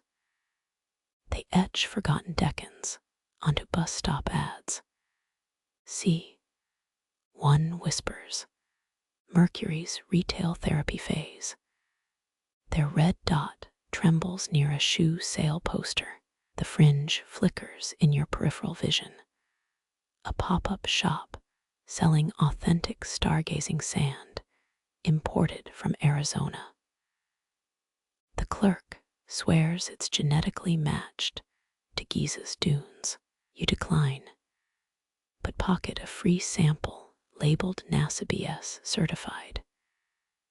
Dawn's first photons skid across roof vents, their angle all wrong for any pharaoh's tomb. A construction worker adjusts her hard hat. They'd fire us for slopes this sloppy, she tells her crane. Its shadow stutters, failing to reach the designated holy alignment. Your shoes stick to gummed-up starlight, chewing resin glittering with mica flakes, or maybe just shattered phone screens. Either way, it crunches like ceremonial salt. A stray cat follows, eyes reflecting Beetlejuice and Rigel. At the metro, murals of Nut, the sky goddess peel beside lead timetables. Commuters ignore both. One man hums a hymn to Osiris until his AirPods die. The rhythm lingers, a bass line for tired feet. You spot the Anti-Light League's crowdfunding billboard. For $1, $99, adopt a square foot of darkness. The fine print reveals they're just buying cloud cover insurance. A teen graffiti bombs it. Spray painting Ra is a liar in glow-in-the-dark ink. The quirkier angle. Archaeoastronomers now use dating apps to recruit volunteers. Swipe right if you've sextanted. One profile grins. Their photo shows them hugging the Denver airport's murals. You keep scrolling. Rain again, this time weaving a veil over the city's worst offenders. Neon Isis wings smudge into Rorschach blots. Your coffee's gone cold. The marshmallow scarab from 12 hours ago stares up, its candy eyes accusing. You eat it defiantly. It tastes like burnt caramel and irony. A library drone buzzes past, dropping pamphlets titled Your Ancestors Could See the Milky Way. Kids use them as origami paper. Folds become celestial boats, sailing toward recycling bins. As street cleaners scrub away the night's rebellion, you glimpse a single star through smog. Or maybe a drone's malfunctioning LED. Either way, you nod. Some apprentice architect 4,000 years ago nodded too, sweat dripping on papyrus. Same struggle, different devils. Your phone dies. The city's pulse becomes your compass, subway gratings humming harmonics of long-lost star chants. You follow the vibration, past a closed planetarium, turned escape room. Solve the Sphinx's riddle or die trying. A poster threatens. The reviews mention free Scarab cookies. Near dawn, you collapse on a park bench. Sprinklers hiss, their arcs mimicking eclipse diagrams. A security guard approaches, then notices your museum badge. Rough night aligning the spheres, he jokes. You salute with an empty coffee cup. He nods. Been there. Grass tickles your palms, each blade a green hypotenuse angling toward the sun they'll never see. Ants march across your shoe, carrying crumbs like miniature pyramid stones. You wonder if their queen demands perfect angles. Probably. As buses resume their electric growl, the last star blinks out. Not with a bang, but a software update. Your breath fogs the air, a temporary constellation. Close enough, for now. Tomorrow's photons already spiral toward Earth, ready to be misused, measured, or mourned. Your eyelids dip, dragging the modern world behind them like a heavy curtain. Suddenly, you're knee-deep in warm Nile silt, toes gripping mud as a drawing board. No CAD Not software here, just reed pens and a head full of constellations. The mainstream truth whispers through papyrus. They used merkits, star-aligned sighting tools, to plot angles accurate within a fraction of a degree. You fumble with a replica, its plumb line swaying like a drunk hieroglyph. A foreman barks orders about Ra's eyelid slope, while workers chant coordinates. Someone hands you a chisel, its handle worn smooth by generations of calluses. The chipping sound syncs with crickets, or maybe just your neighbor's faulty AC unit. You trace Orion's belt in the wet sand, only to have a sacred ibis stomp through your masterpiece. Unpaid intern of Thoth, a laborer snickers. The quirk. Archaeologists found mummified baboons at temple sites, trained to screech when certain stars rose.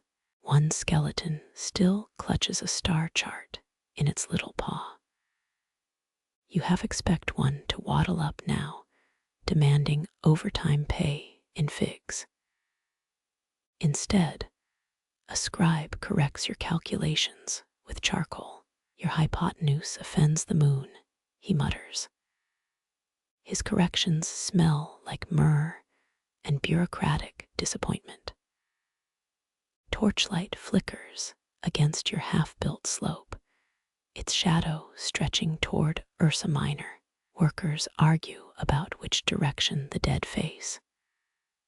North for royalty, south for accountants.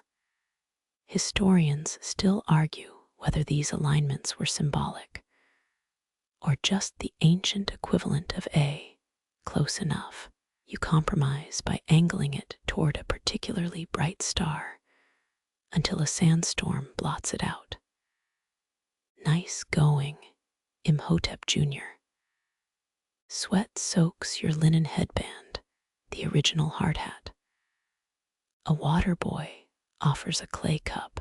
You drain it, then realize it's labeled shared ritual chalice. Do not lick. Too late. The foreman rolls his eyes, carving your mistake into a limestone wall of shame. Your chisel blisters sync with pulsars. Or is that your phone buzzing under the pillow? Dawn threatens, Ra's bark creaking over the horizon. You rush to set the capstone, but your crews swapped it for a painted rock. Test of the distracted architect, they cackle. The real one's hidden in a basket of onions. Classic, as the first light hits your pyramid, throws a shadow sharp enough to slice bread. Priests nod approval. The Pharaoh's cousin's nephew's astrologer claims credit. You don't care. The vibrations underfoot feel like a purring cat. Or maybe that's just the subway under your park bench. Reality seeps back, traffic drones replacing chisels. But your palm still tingles, gripping invisible tools. A street vendor's flashlight sweeps past, briefly forming a celestial plumb line over a hot dog cart. You salute it with a half-eaten pretzel.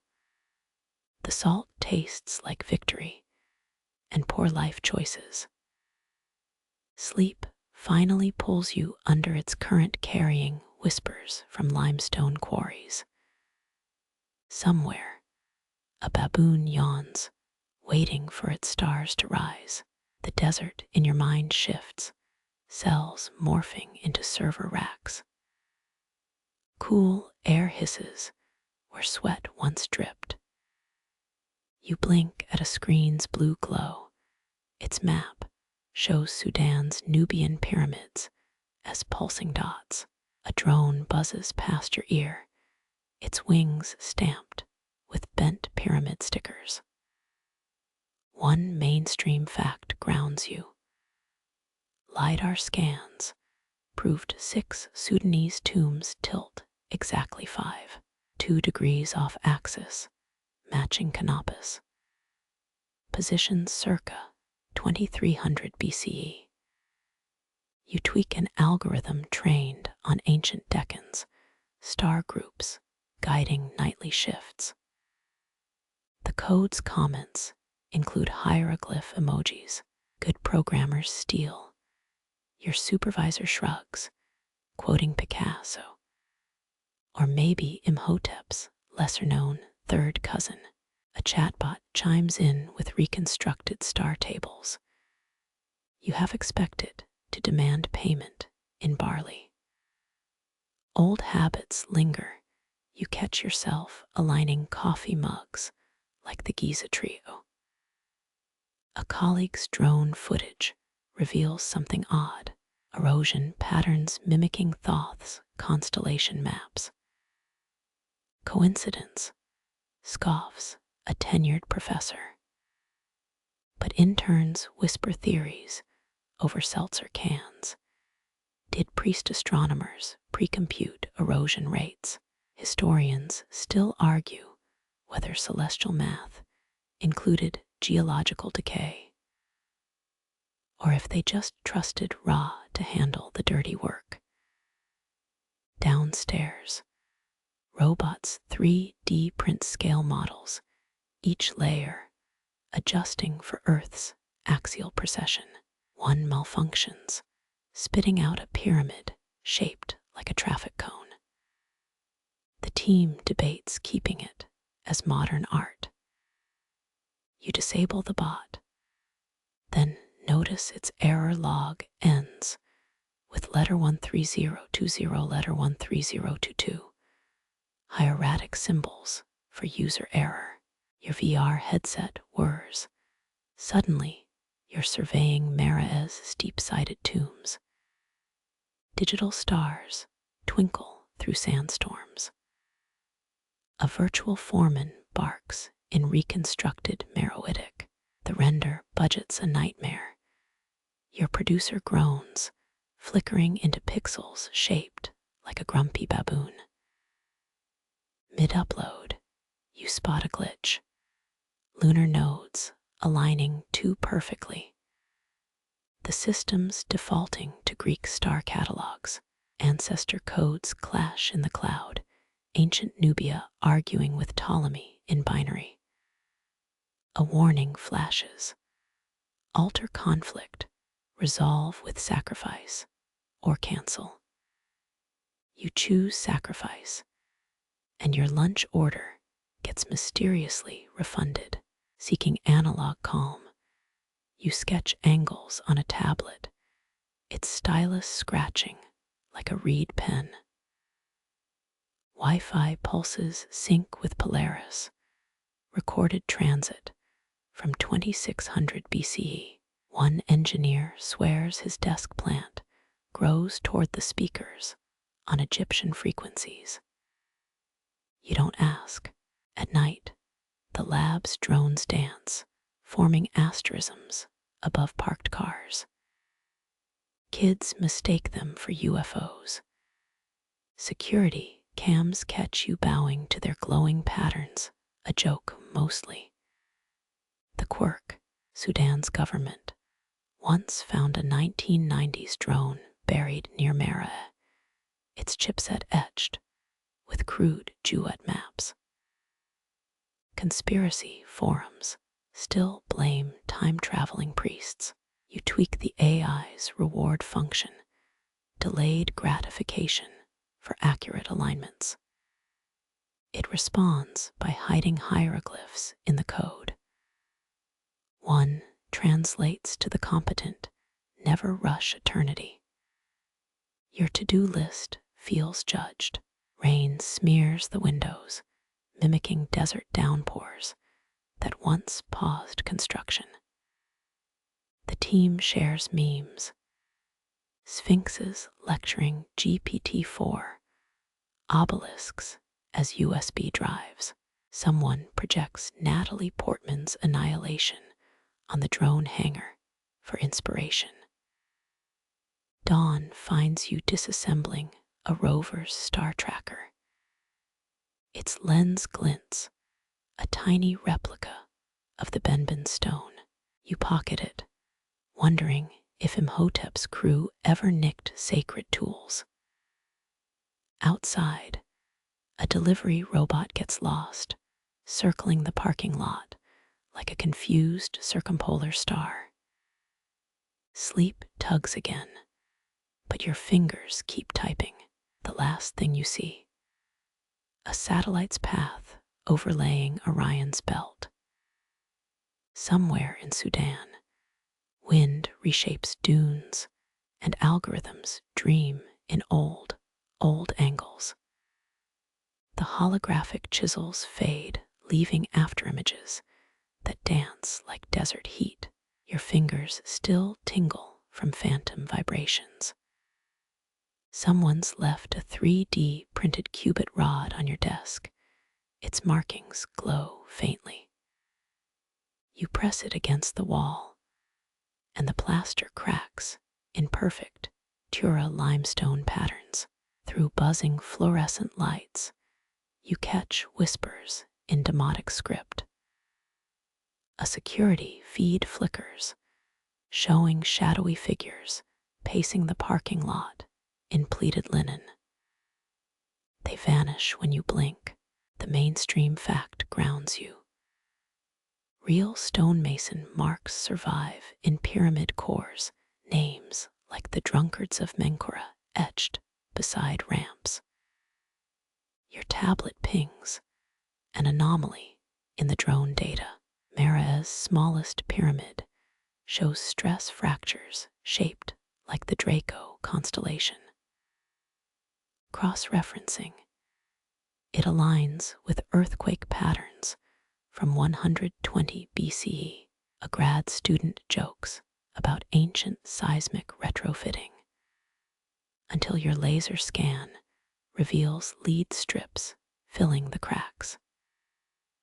Historians still argue whether these were emergency repairs or intentional energy conduits for star souls. You sip cold brew tasting Nile silt.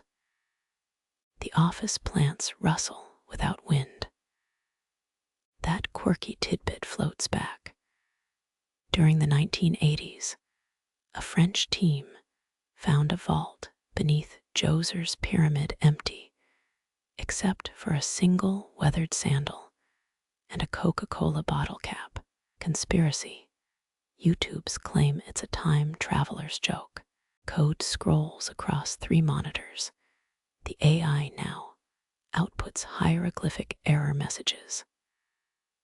One reads, "He who changes the BLUEPRINTS will drown in papyrus."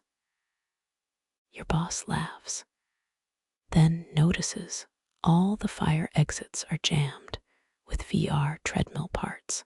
Mid-reboot, you hallucinate chisels, each strike synced to your pulse. A stonemason's voice growls through the AC vent. The true angle hides where the hawk's shadow bites its tail. You doodle it, realizing it's a geometric proof using set animal proportions. Around midnight, janitors waltz with floor buffers, their moves mimicking procession frescoes. Security laughs until the buffer trails reveal Thutmose, III's coronation path mapped in wax residue. The quirkier detail. Each buffer's RPM matches the ancient Heket measurement system.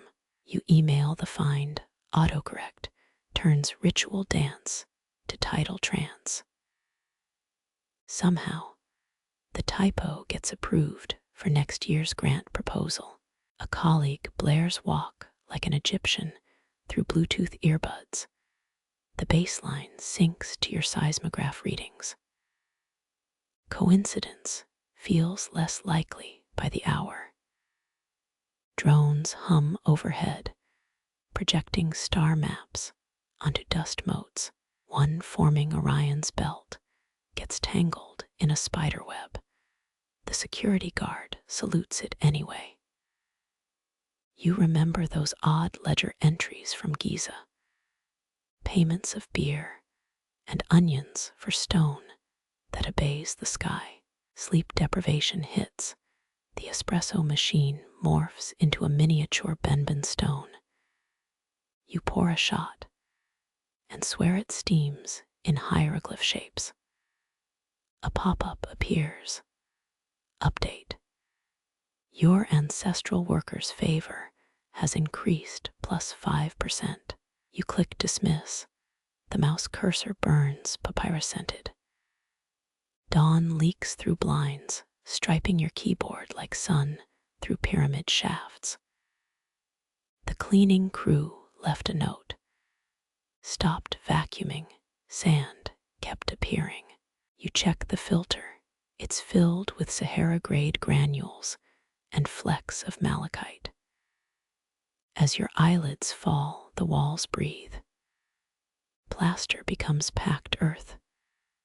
Distant voices chant the cannibal hymn, but remixed as lo-fi beats. The last coherent thought, maybe perfection, wasn't the goal, just persistence etched across millennia. And somewhere between the chisels and the code, you finally understand what eternity felt like on overtime. The holograms dissolve into golden motes. The desert's breath still hums in your ears. Your fingers brush the glowing cubit rod, its warmth lingering like a handshake across centuries. Fluorescent lights dim to a honeyed amber. The office walls now parchment thin, vibrating with half-heard hymns. Rustling linen fades, replaced by janitors buffering constellations into tile. You trace the cracks in Mara's pyramid model, lead strips pulsing faintly, earthquake or offering. The question softens, unanswered. Cold brew swirls in your mug, moonlight rippling its surface into Nile currents. That 1980s sandal and soda cap, relics, no odder than your own sticky note mosaics. Monitors sleep, hieroglyphs dissolving into pixelated stars. A breeze slips through vents, carrying not threats, but the dry sigh of Saharan winds. You lean back, chair creaking like old cedar sledges, hauling limestone. The chisel voices hush, their geometry now nested in your heartbeat.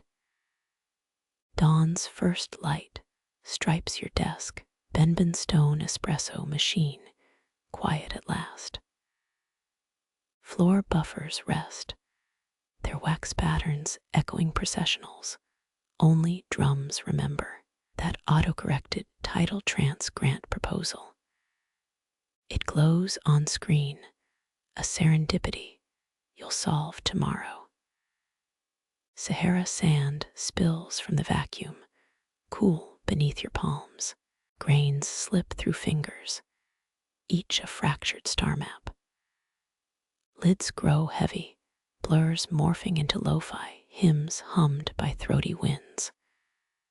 Sleep wraps you not in linen, but in the scent of papyrus and dust.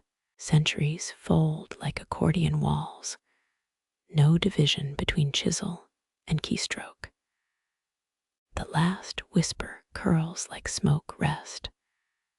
The sky still watches,